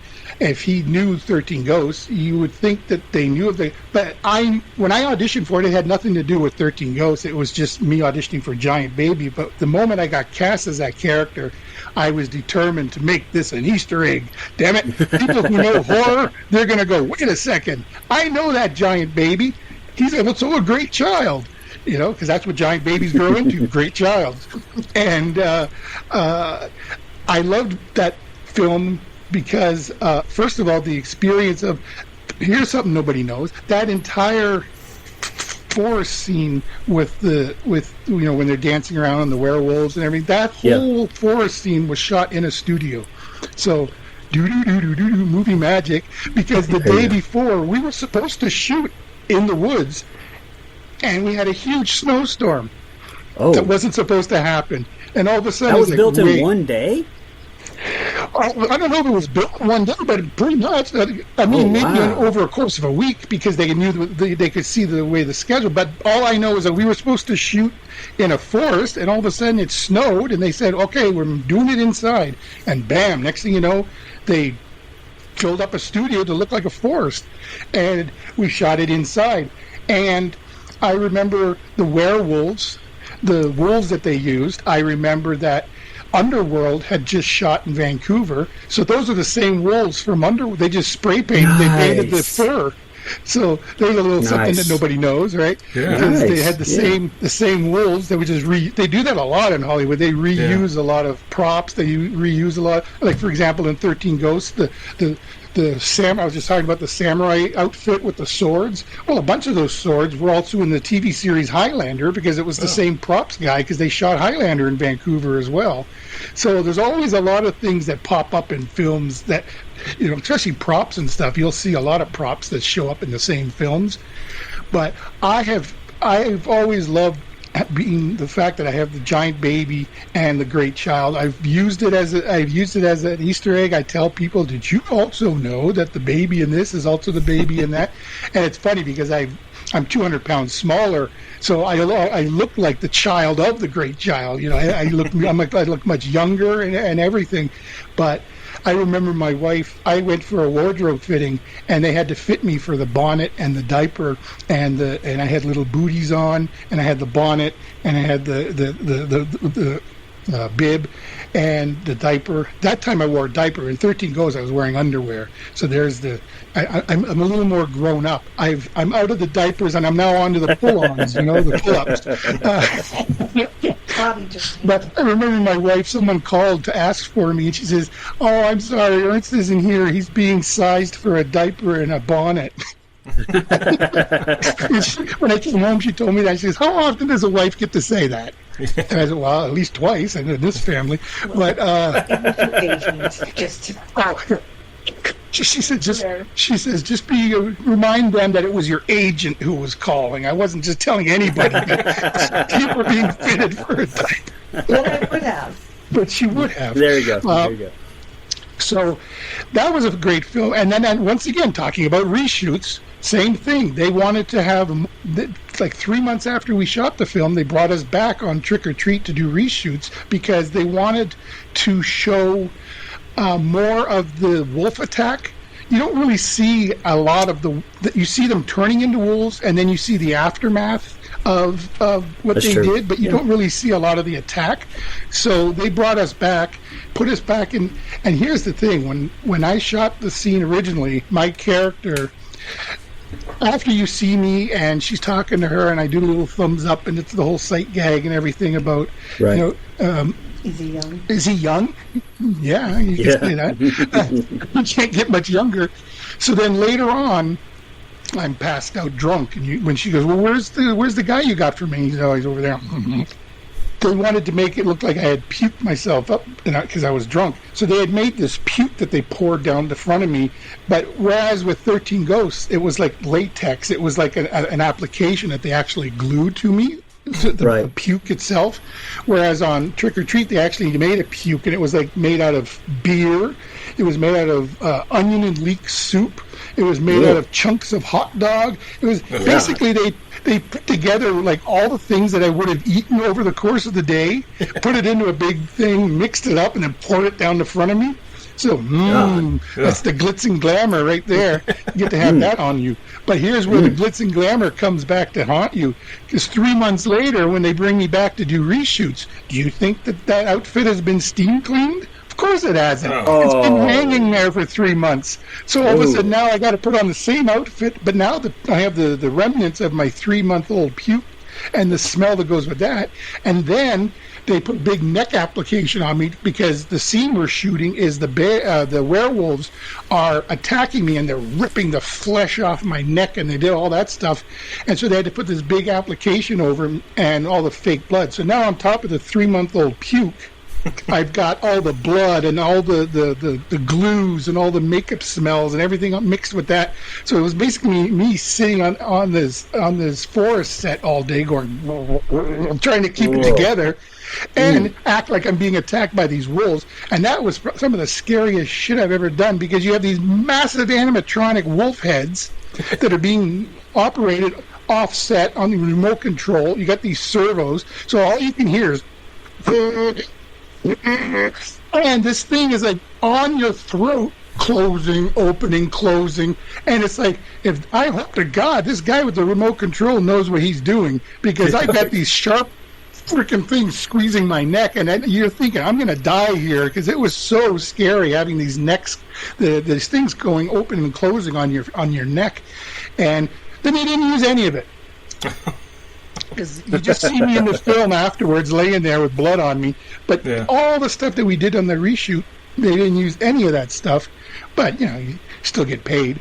Yeah. And I got a story to tell, Absolutely. And I now know what onion and leek soup smells like after 3 months. Yeah. That was a fun film. It wasn't a big part, but it was a memorable part because it was such a sight gag, that whole thing about it. Did you find someone for me? Yes. Is he young? And then they cut to me. I mean, they even put me in the trailer. That was the funny part, was the whole And just because it was so precise, and so much attention was paid on it, that's why I've always played it off like an Easter egg. Like, yeah, they hired me because they wanted to do a little show an homage to the great child. No, they just needed a big fat guy who had no problem sitting in a diaper. But yeah, that's another film that has. It's too bad it didn't originally come out in a theater. It was meant to be in a theater. Yeah. I think the release date was going to be the same release date as one of the Saw films, and they didn't want the competition. And then I heard also that there were too many female leads, and a female lead-driven film isn't going to want it. There was all these stories. You never know what the real reasons are why films get released or don't get released, but you hear all of the rumors. All I know is that once it showed up on DVD and they did the DVD release, it just took off. And every year it's gotten bigger and bigger, to so much so that they had, what was it, last year or the 2 years ago, they ended up releasing it in the theaters. Yeah. Almost. So I think it's last year. Yeah. And I like having these movies that are so memorable for people and become so iconic. It's nice to have those type of films on your resume, because you can work for 20, 30 years and just have a resume filled with crap or stuff that nobody watches or nobody remembers. But to have these big time films, it helps that the more people watch it, the more residuals you get for the rest of your life. So there you go. Because there's nothing like when you haven't worked in a month and all of a sudden you go to the mailbox and there's $1,000 sitting there. That's always There you go. That's always a nice feeling. My wife works in an office, and she's always saying, "Man, would it be nice if somebody pulled out a file that you had typed 20 years ago and they used it in a journal that they're writing, and all of a sudden I get 23 cents in the mail because they used it in an article there." So why doesn't that happen in the real life? Yeah. My wife just says, "Is that all I'm worth? 23 cents? Thanks." It's just a number. So $dollars. Speaking about all these residuals and all your credits, you've got over 180 credits listed on your IMDb, and honestly, we could talk about the projects you've worked on all day and never run out of material. But I do want to ask about horror in general. You've done a lot of horror and horror adjacent projects. What is it about the genre that just kind of keeps pulling you back? I like the fact that because I'm larger than life to start with, and then because I'm a very outgoing person, and a lot of people, a lot of casting directors have said, I'm too big, or bring it down, or you're too over the top, or all those kind of phrases. Well, that all works perfectly in horror. All the stuff that I get when I go out for a drama, or I go out for a TV series or a drama, all the stuff that they tell me is wrong with me, all of a sudden is the stuff that they want from me is larger than life, is bigger. The thing with horror, that there's two sides of it. There's you're the victim, or you're the aggressor, you're the bad guy, and it's both are as interesting to play, but I'll tell you, when you're the bad guy, it's so much more fun, especially in a horror film, because you have the freedom to be big and over the top, and also I get to use my presence. So many other things I don't get to take advantage of the fact that I'm 400 pounds, 6'6". It's like they're trying to hide it. It's like I'll do a TV series and they'll have my character sitting because, God forbid, you're taller than the lead actors of the show. That stuff doesn't come into play usually in a horror film. If you're the bad guy, the bigger the badder. So like on 13 Ghosts, if there's no acting involved. If Matthew Lillard comes around the corner and a 500-pound, 6'6" guy in his diapers with a bloody axe comes after you, that's pretty scary. Right. And that's the thing. I like prosthetic effects. I like prosthetic makeup. I like practical effects. I like stuff like that. And where does that come into play more? In horror. Mm-hmm. And because I'm good at playing with prosthetic makeup, once they know that you're good at something, they'll come to you and they'll bring you back to do more and more of that stuff. Now, as I've gotten older, I've gotten away from horror only because, I said to my wife once, I used to do all these creature suits, all these performing these roles of all these different monsters and ogres and trolls and all that kind of stuff. How come they don't bring me out for that stuff anymore? And she says, because you're 55 and there's guys 25 willing to do that. Yeah. They don't need some 30-year-old guy with bad knees and a bad back and a bad shoulder and a bad elbow and a bad everything doing that. But when it was something that was called for, I definitely did a lot more horror. And then now, as I've gotten older, I've gotten more involved with the independent community, and I belong to a lot of the horror groups online, because I had mentioned earlier about selling prints. Right. I found the best way to do that for me was to get become a member of all these different groups on Facebook, for example, and right. Let people know I exist, let people know I'm out there. And by doing that, I've gotten people wanting me to be in stuff that they're doing, some independent stuff. And there's so much independent horror. I had no idea until I got Tubi, and all of a sudden it was like, where did all these movies come from? I've never heard of any of these movies. And then, it reminds me when I'm old enough that I was around when VCRs were a brand new thing. And I remember in 1981 or 82 when we got our first VCR, which was like the size of a microwave. It was massive. It was like a top loader, and the thing came out and you stuck it in and put it. And so to the point that nobody had VCR, so that if you went and rented a movie, you also had to rent the VCR, and you had to leave like a $200 deposit to get the VCR, to get the movie, to bring it home just to watch one movie, And, and I remember the first time I was like 12 years old. I remember walking into the video store, and I was like, wow. It's like, that was the first time I realized there was an independent world. And I think independent producers realized then that this video market is going to be a godsend for us, because we can send our tapes to these stores. And I remember that was the first time I saw a movie called Dr. Butcher MD, which I think was Cannibal Holocaust. Okay. It was an Italian horror movie that was dubbed into English, and I think they released it as Dr. Butcher MD. But as a 12-year-old, seeing the covers on these boxes of movies I'd never heard of before, and that was the first and last time my dad let me choose the movie, because the family's sitting around Friday night to watch the movie, and all of a sudden people are being stuck on stakes and their guts being ripped open, and people are sucking on their intestines and stuff, and my mom and dad are looking at me like, what have we raised? I thought the cover was cool. I never heard of the movie. I didn't know anything about it. But and then now Tubi seems to be the mom and pop video stores of the 80s. Tubi is where you go to find all those, and then join all these horror groups and realize that that's where the people that are making these movies, this is where they hang out, this is where they meet their friends, this is where they get together and make these films. And so I've had people approach me now wanting me to do those kind of things. The problem with me is, when you're a union actor, all of a sudden it's much harder to say, I'd love to come out on the weekend and help you guys, but I also I can't. You want to? It's like I'm either a union member or I'm not a union member, and it's hard that time. But I wish I was doing more horror. But the thing that drew me to doing horror was just that it gave me a chance to be big and over the top and to play the characters that are suited for me.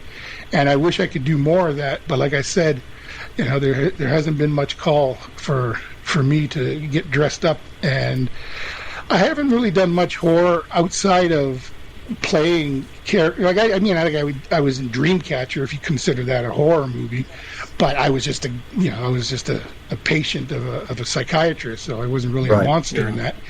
But no. I've done some TV horror. I've done like what they call horror adjacent, things that are scary. But no, if I could, I would do nothing but horror films. But then I also love comedy, and what I would really love to do is like a very funny horror movie. And what I'd really like to do is like a musical horror movie.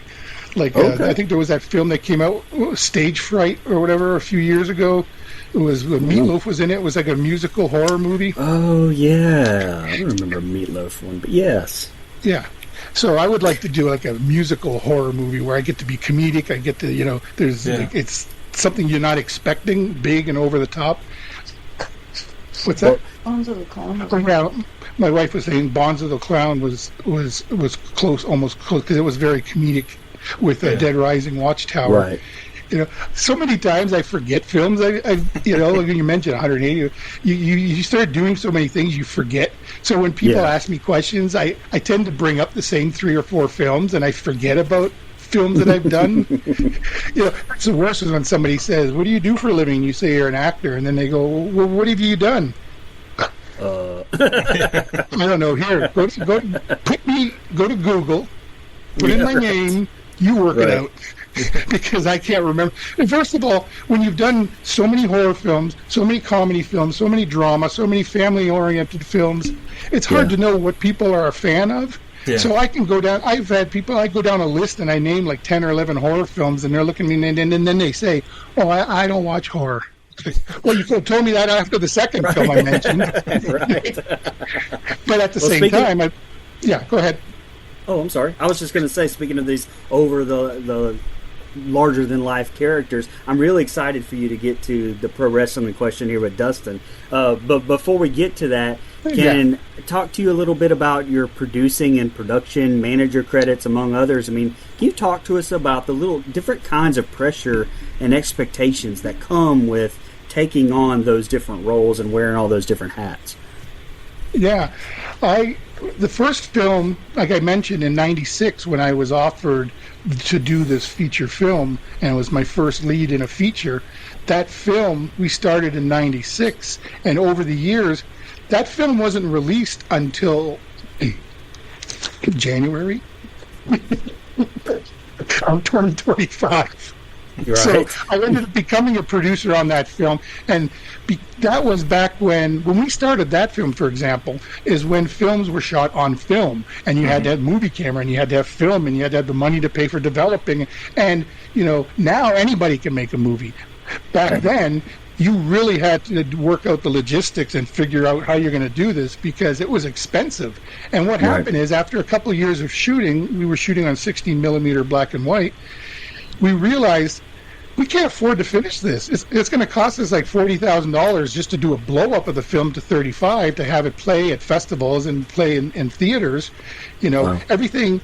So we basically put the film on the shelf and said, when we can finish this, when we can afford to finish this, if we can afford to finish this, we'll get around to it.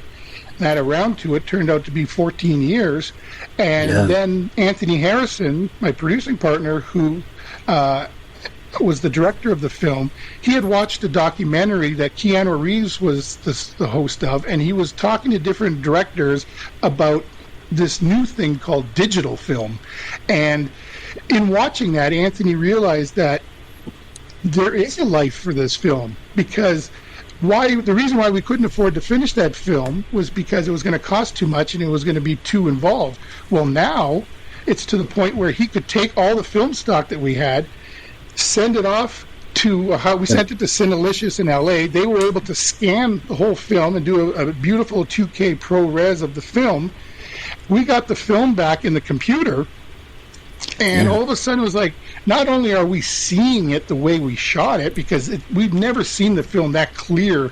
We were working on one light work prints that you would get back from them, because we didn't even have dailies. We were so poor, we had like bi-monthlies. We would stick the film in the fridge, and when we could afford to develop another reel, we'd send it off to get a one light work print that we could, and we didn't even have that. So what we did was when we got the film back, we would project it on the wall in his living room, and we would record the thing with a handy cam, and then we would get two beta decks, and we would go back and forth and edit the footage that we shot on his living room wall on these beta decks, because we couldn't even afford to edit the film, because we would have to get like a Steenbeck flatbed and the old-fashioned editing machines where you had to actually cut the film.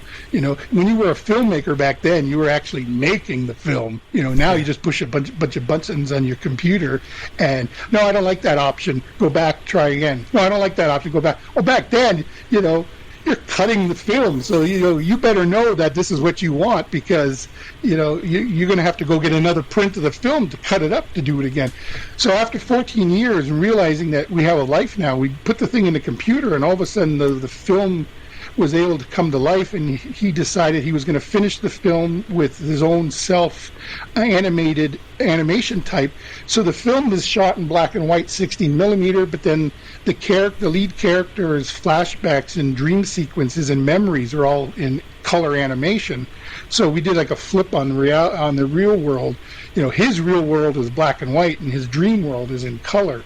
And I end up, through this length of film, I end up becoming a producer on the film, whereas I had just been an actor. And in doing that, we ended up working together on other films and I became a co-producer on another one of their films. And then the last film we produced, I was the main producer, and he was my producing partner, but he was also the director. And on that film, we decided we're going to see if we can make a film ourselves. So him and I were the only crew on the last film that we did, and we shot a full feature. I don't highly recommend shooting a feature film with a two-man crew, because there's a reason why there's 100 people standing around on a film. They all got something to do, and when there's only two of you, you basically have to work it out ahead of time, because we self-financed our last film, so we were paying for everything ourselves, and the goal is to not spend any money. So the way you do that is you do everything in pre-production. When you know that it's only going to be you and him making the film, you have the actors, so that's taken care of. But then as far as filling all the roles, him and I have both worked in this business for 30, 35, 40 years, so we know what it takes to make a film. So we sat down in pre-production and we said, okay, now who's going to do this? Well, I'm the director, so I can learn how to, I'll learn how to operate the camera, so then I can also film it, because he was also going to be editing it. So he knows, as being the editor, he knows what he needs to actually film, which means you don't need to film stuff you're not going to use. So then that becomes quicker and cheaper, because you're only filming what you're going to use to edit. But then it becomes, okay, well then who's going to do this and who's going to do that? So you work all that stuff out ahead of time, and you do as much as you can before you show up on set. So by the time you go to shoot, you've already got the stuff that you needed to worked out, and now it's almost like like sign language on set. It's just the two of you, so you could just look at each other and you lift your hand here, you do a nod here, and you remember the conversations you had. And 20 days, the two of us, we shot an entire feature. That's called Exuvia. That's both Exuvia and Joe Finds Grace, which is the other film I mentioned, are on our site, which is Braidway Pictures on YouTube. And anybody who wants to check these films out can go to Braidway Pictures on YouTube, or just do a search for Exuvia, Exuvia, which is the film. It's a family-friendly, it's a coming-of-age film about a 10-year-old boy who's had to grow up fast because his mom is separated from her dad. He gets bullied at school because he's different, and one summer, the mother brings in a live-in nanny, and she basically teaches him how to be a kid again, and basically learning how to let go of the past and move on. Whereas the other film is about a guy who has like Elephant Man's disease. He's very disfigured. He lives in an institution, but he's on a work release program at a dock. I run the dock, and he starts having these flashbacks and these memories, and he starts realizing that he lost his sister when he was young, and he decides that he's going to go out on a journey to find his long-lost sister. But he's a very simple man, and the world looks at him as a freak. But through this journey, he realizes that the rest of the world are the freaks, and he's almost the normal person, and also realizes that there was a tragic end to his sister, and that maybe he wasn't involved, or he wasn't responsible. And so you have a black and white film that is filled with drama and comedy, but also slapstick. There's parts of it are like a Charlie Chaplin silent movie. There's parts of it that are like Scanner Darkly. It's like almost like a rotoscoped kind of animation. There's parts of the film that are have a language of their own. So I recommend people watch it with captions because you won't understand what a lot of people are saying unless you're reading along. And it's one of those films where you can tell people you're going to enjoy it, but you can't tell people why because it's just so different that you just have to experience it for yourself. And that's Joe Finds Grace. I'm in that film. The Exuvia we were too busy as the producers of the film. But I like producing films. I like being behind the scenes. I like having my fingers in all the pies. I like getting to do all that. And you have much more control. As an actor, you don't even have the control of working when you want to work. So you're dependent on everybody for everything. And when you're on set, like I said earlier, if you think you can do it again, better, but they liked what you did, too bad for you, we're moving on to the next thing. So as a producer, as a filmmaker, you're in control of that. We're going to do another take because we want to do another take. And I think that's why so many actors become directors, is because there's been such a loss of control as an actor. You're told what to do rather than getting to make those decisions. And I think when you're on set, you're like a sponge. You're picking up what everyone is doing. And so film after film after film, you're watching the director, you're watching the AD, you're watching the grips, and you're learning all these positions. And you start thinking, well, I could do that, or I could do that better, or I would do that differently. So it's like being a producer and being behind the scenes is your opportunity to have that control. And I like doing the logistics part of it. I like being the non-creative producer. I like the one putting the pieces together, getting the locations, locking those up, bringing those things together, helping with the script. But I like to be able to then hand it over to the other producer who's the creative end of it, and he gets to make all the creative decisions, because that also which I learned on other films, is it creates a bit of a distance. So if things don't turn out the way you wanted them to do, you can always go, well, that was him. He made those creative choices. I just gave him the pieces of the puzzle to play with. He's the one who put them together. Right. So yeah, that's the fun part of producing.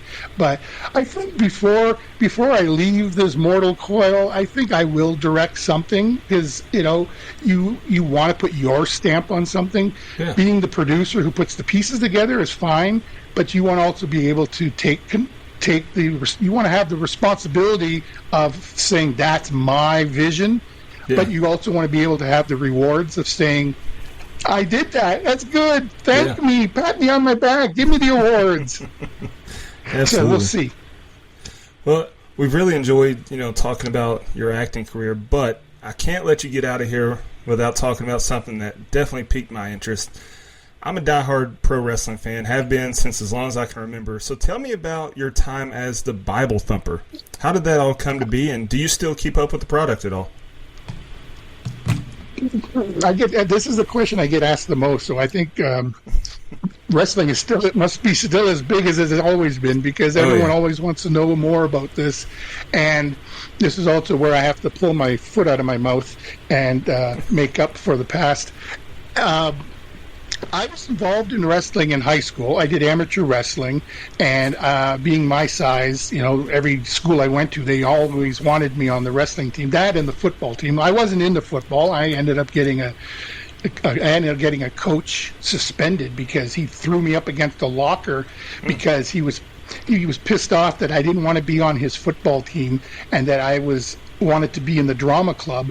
And he started throwing all these expletives at me and calling me all the things that go along with being gay, and threw me up again. He's like, you're a sissy. Why don't you want to play football, real man sport, and all this stuff? And he pushed me up against the locker, and I immediately went up to the office and told him and got him suspended for a bit. Wow. But wrestling, on the other hand, because my dad was into wrestling as a viewer, and he had been in wrestling in his past, like with guys like Whipper Billy Watson and guys from the other era of wrestling, he was involved he would go to the gym as a teenager, and he would be like a sparring partner.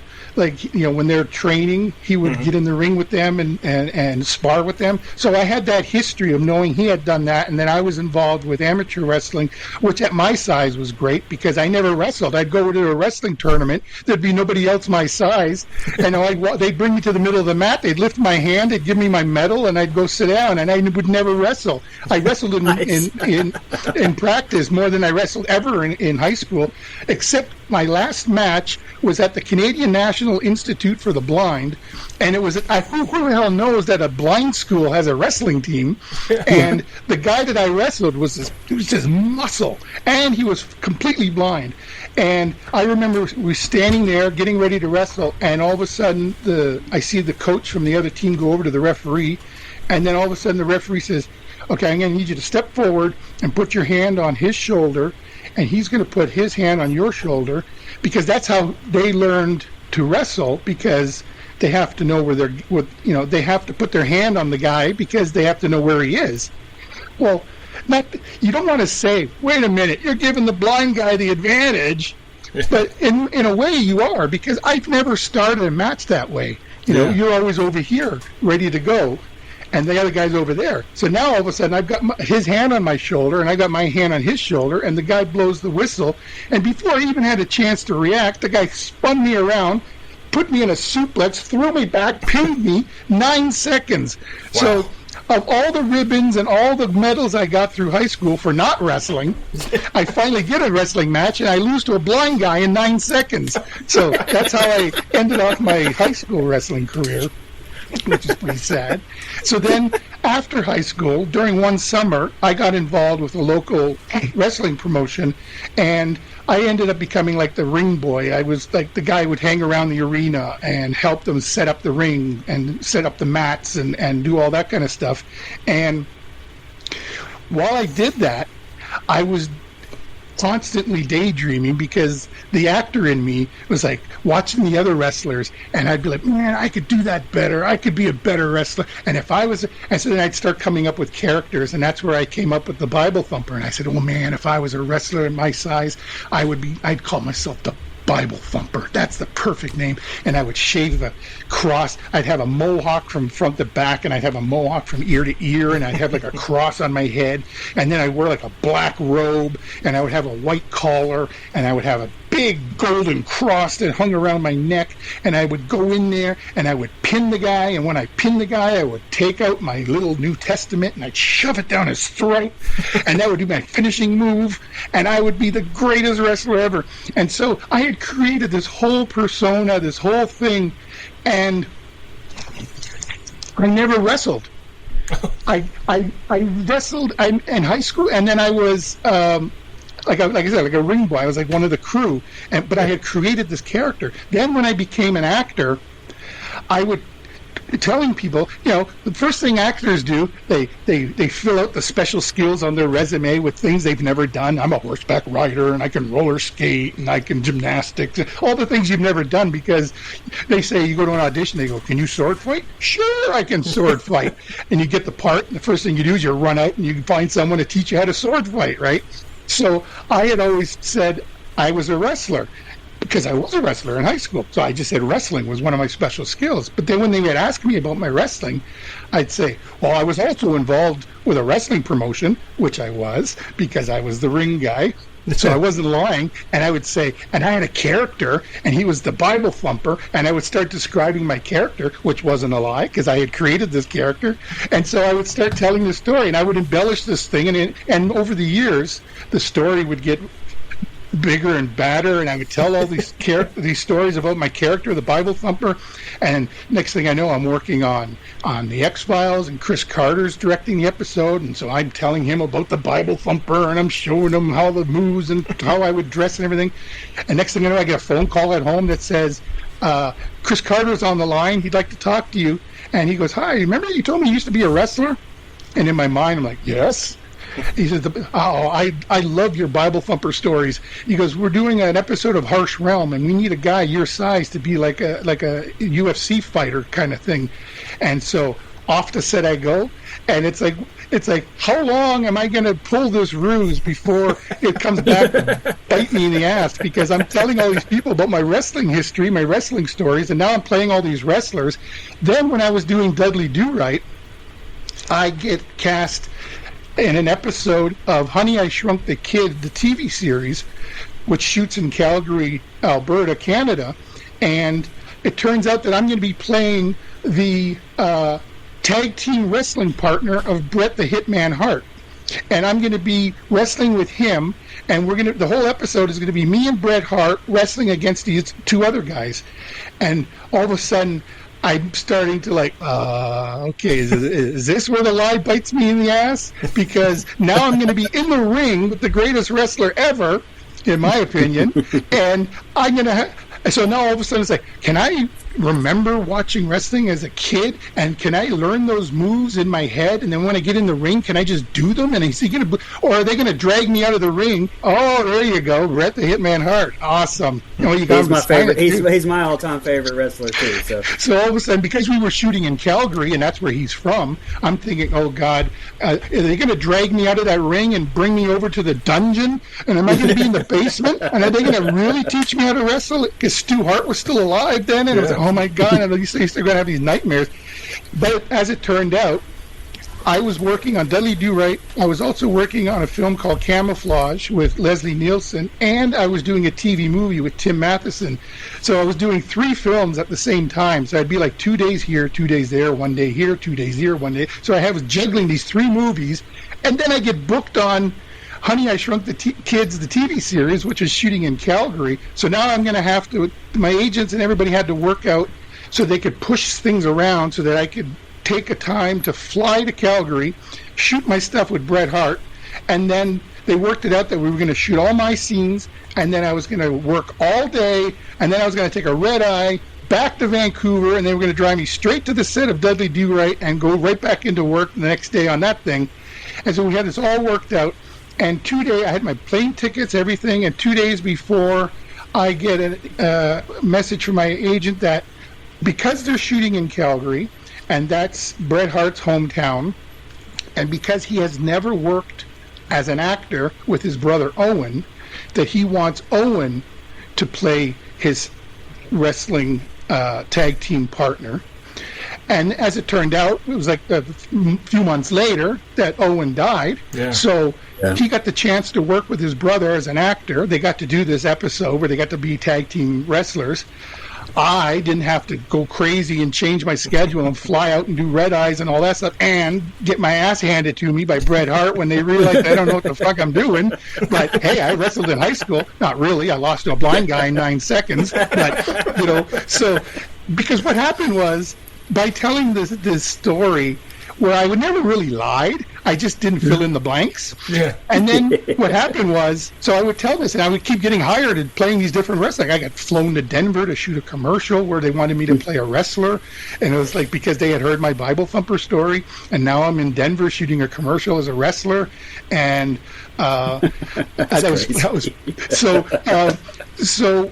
And it turns out I'm working on Say It Isn't So. It was a Farrelly Brothers film with Chris Klein and Sally Field and Heather Graham and Orlando Jones, and I'm playing Mr. Campese. I'm like a mental patient whose entire life is, his Shangri-La is pancakes, so I spend the entire movie looking for pancakes.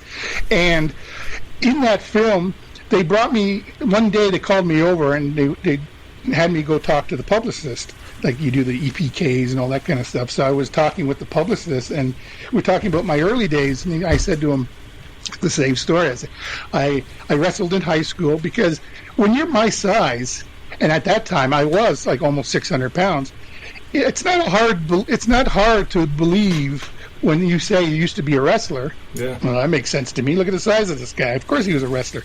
So I was telling him about my days in wrestling, and I was telling him about my character, the Bible Thumper, and the next thing I know, there's a whole paragraph in the Say It Isn't So press kit about this former wrestler who's now working on the film, and he used to play a character named the Bible Thumper and traveling across the small towns and cities in Canada.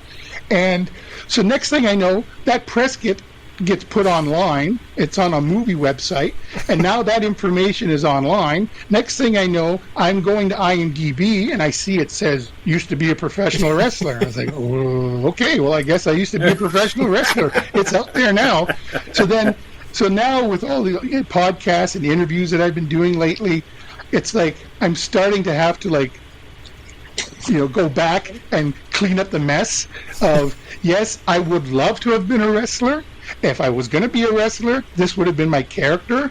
And it still blows me away that this many years later, I still don't remember ever seeing a character named the Bible Thumper. I still think to today, this is the best character that anyone's ever come up with. And I would be such a freaking heel nowadays if I was this character. I could just picture people losing their shit over this guy and shoving the New Testament down their throat and everything. It would have just been such a perfect character. I would love to. There's a really good wrestling documentary if you're into wrestling now. It's called 350 Days. It's on Tubi. I really highly recommend it. It's about how the old wrestlers in the 70s and 80s basically worked 350 days a year, and they would basically get 2 weeks off a year. It was called 350 Days, and they interview all the old-time wrestlers, Greg Valentine, and all the guys before they died, basically, George the Animal Steel, all these guys are in this film. They contacted me, and I actually went down, and we did a whole full-on interview with cameras and everything. And they had me go down to this diner that had all these paintings on the wall of Andre the Giant and Bret the Hitman Hart, and they picked this location because they liked all the paintings. And then they started interviewing me about the Bible Thumper. So I'm telling them all the stories and everything. But I'm also trying to tell them that I didn't really, and it just felt so awkward. It's like they're interviewing me for this wrestling documentary, and I was like, I know this is never going to make the film but I ended up, I'm in the special thanks credits because I ended up hooking them up with some actual wrestlers for their documentary. So yeah, it's called 350 Days, and a friend of mine, Fulvio Ciceri, he directed that, and that's on Tubi. It's a really good, if you want to see the behind the scenes of Bret the Hitman Hart's in it, and they interview him, and you see him being interviewed in his room at his house with all his memorabilia around him and everything. It's really cool. Nice. And the one wrestler, what was his name? I can't remember. He's dead now too.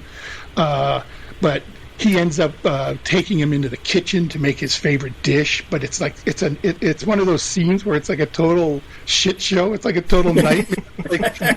He's just frying up ground beef, and he's making the worst meal you've ever seen. But he's proud of it. He's talking like he's on TV making a documentary about his dish. And I wish his name. He used to have a big long black mustache and side eyebrows that came like this, and he was a wrestler in the 70s and 80s, and his bald head. Oh God, what's his name?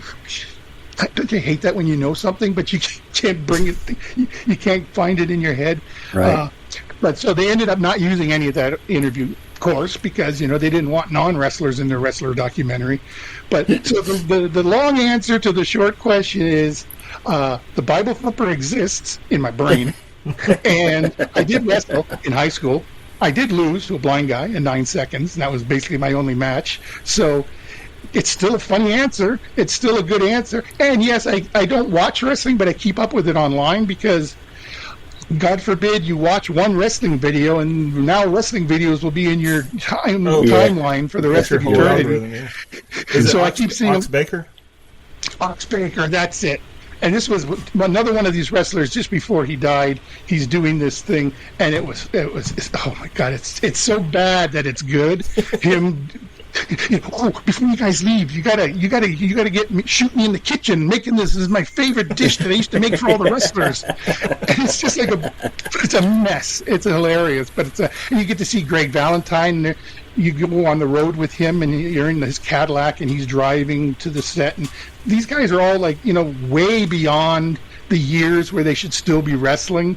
Yeah. But and there's so many. There's the one wrestler. He was 99 years old at the time. He was the oldest living wrestler from the 40s and 50s. Angelo something. So many guys in this. I highly recommend it. 350 days. Yeah, I'll check that out. Yeah, so there's my wrestling story. You got the truth out of me.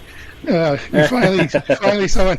I have to say, not to go off topic here, but this entire time I've had to constantly remind myself that Brian is not Jimmy Kimmel. What? Yeah, not look I like wish Jimmy I had Kimmel Jimmy to you. Kimmel's money. I'll tell you what. The whole time I'm talking, I keep reminding myself, that's not Jimmy Kimmel, that's not Jimmy Kimmel, that's not Jimmy Kimmel. And I wish I had his money. I'll tell you that. Hey, you look just like him. And the next time I play my wrestling video game, I'm going to create the Bible Thumper. Don't think I'm not going to now. It's a good character. It's a great character. That's right. Hey, so this has been awesome. Before we get out of here, is there anything you want to shout out? You mentioned your social media where people can purchase some signatures. Tell our audience where to get those, that sort of thing. I'm on Instagram, Ernst Harth. There's only one Ernst Harth. Doesn't matter where you go, just type in Ernst Harth, you'll find me. And on Facebook, it's CEHARTH. And at the top of my page, I have the first thing pinned to the top of my page is I have 8 different 8x10s of all the different characters that I've played. Basically, 8 of the most popular ones. And if anybody's interested, I sell them for $30, free shipping. That's $30 Canadian, so who the hell knows? That's like $22 American. So I'm basically giving them away, and because the shipping's included. I just basically want people to have a chance to connect with me. I know I've played a lot of characters that people have liked, and if you're interested in any of those, you can contact me. Just go on send me a friend request or send me a message, and people can say I'm interested, and I'll sign a photo, I'll personalize it, whatever they want, and I'll send it to them. And it's a good way to get in touch with the Great Child or the Minor 49er or the Bonzo, the Zombie Clown, or whoever, the Bible Thumper. Yeah, I'll put together something if you want a picture of the Bible. I'll tell you what, AI nowadays, man, you just got to ask it to it, and I'll come up with a picture and send it to you to sign. That'll be awesome. That would Awesome. be funny. Well, I'm glad it finally worked out. This was a lot of fun. I appreciate your time. Yeah, it was. Thank you very much. Okay. We'll talk Thanks to you a lot. later. Thank you. Take care. Okay, bye-bye. Thank you so much, everybody. I'll see you next week. And in the meantime, take care of yourself. Just want to remind everybody,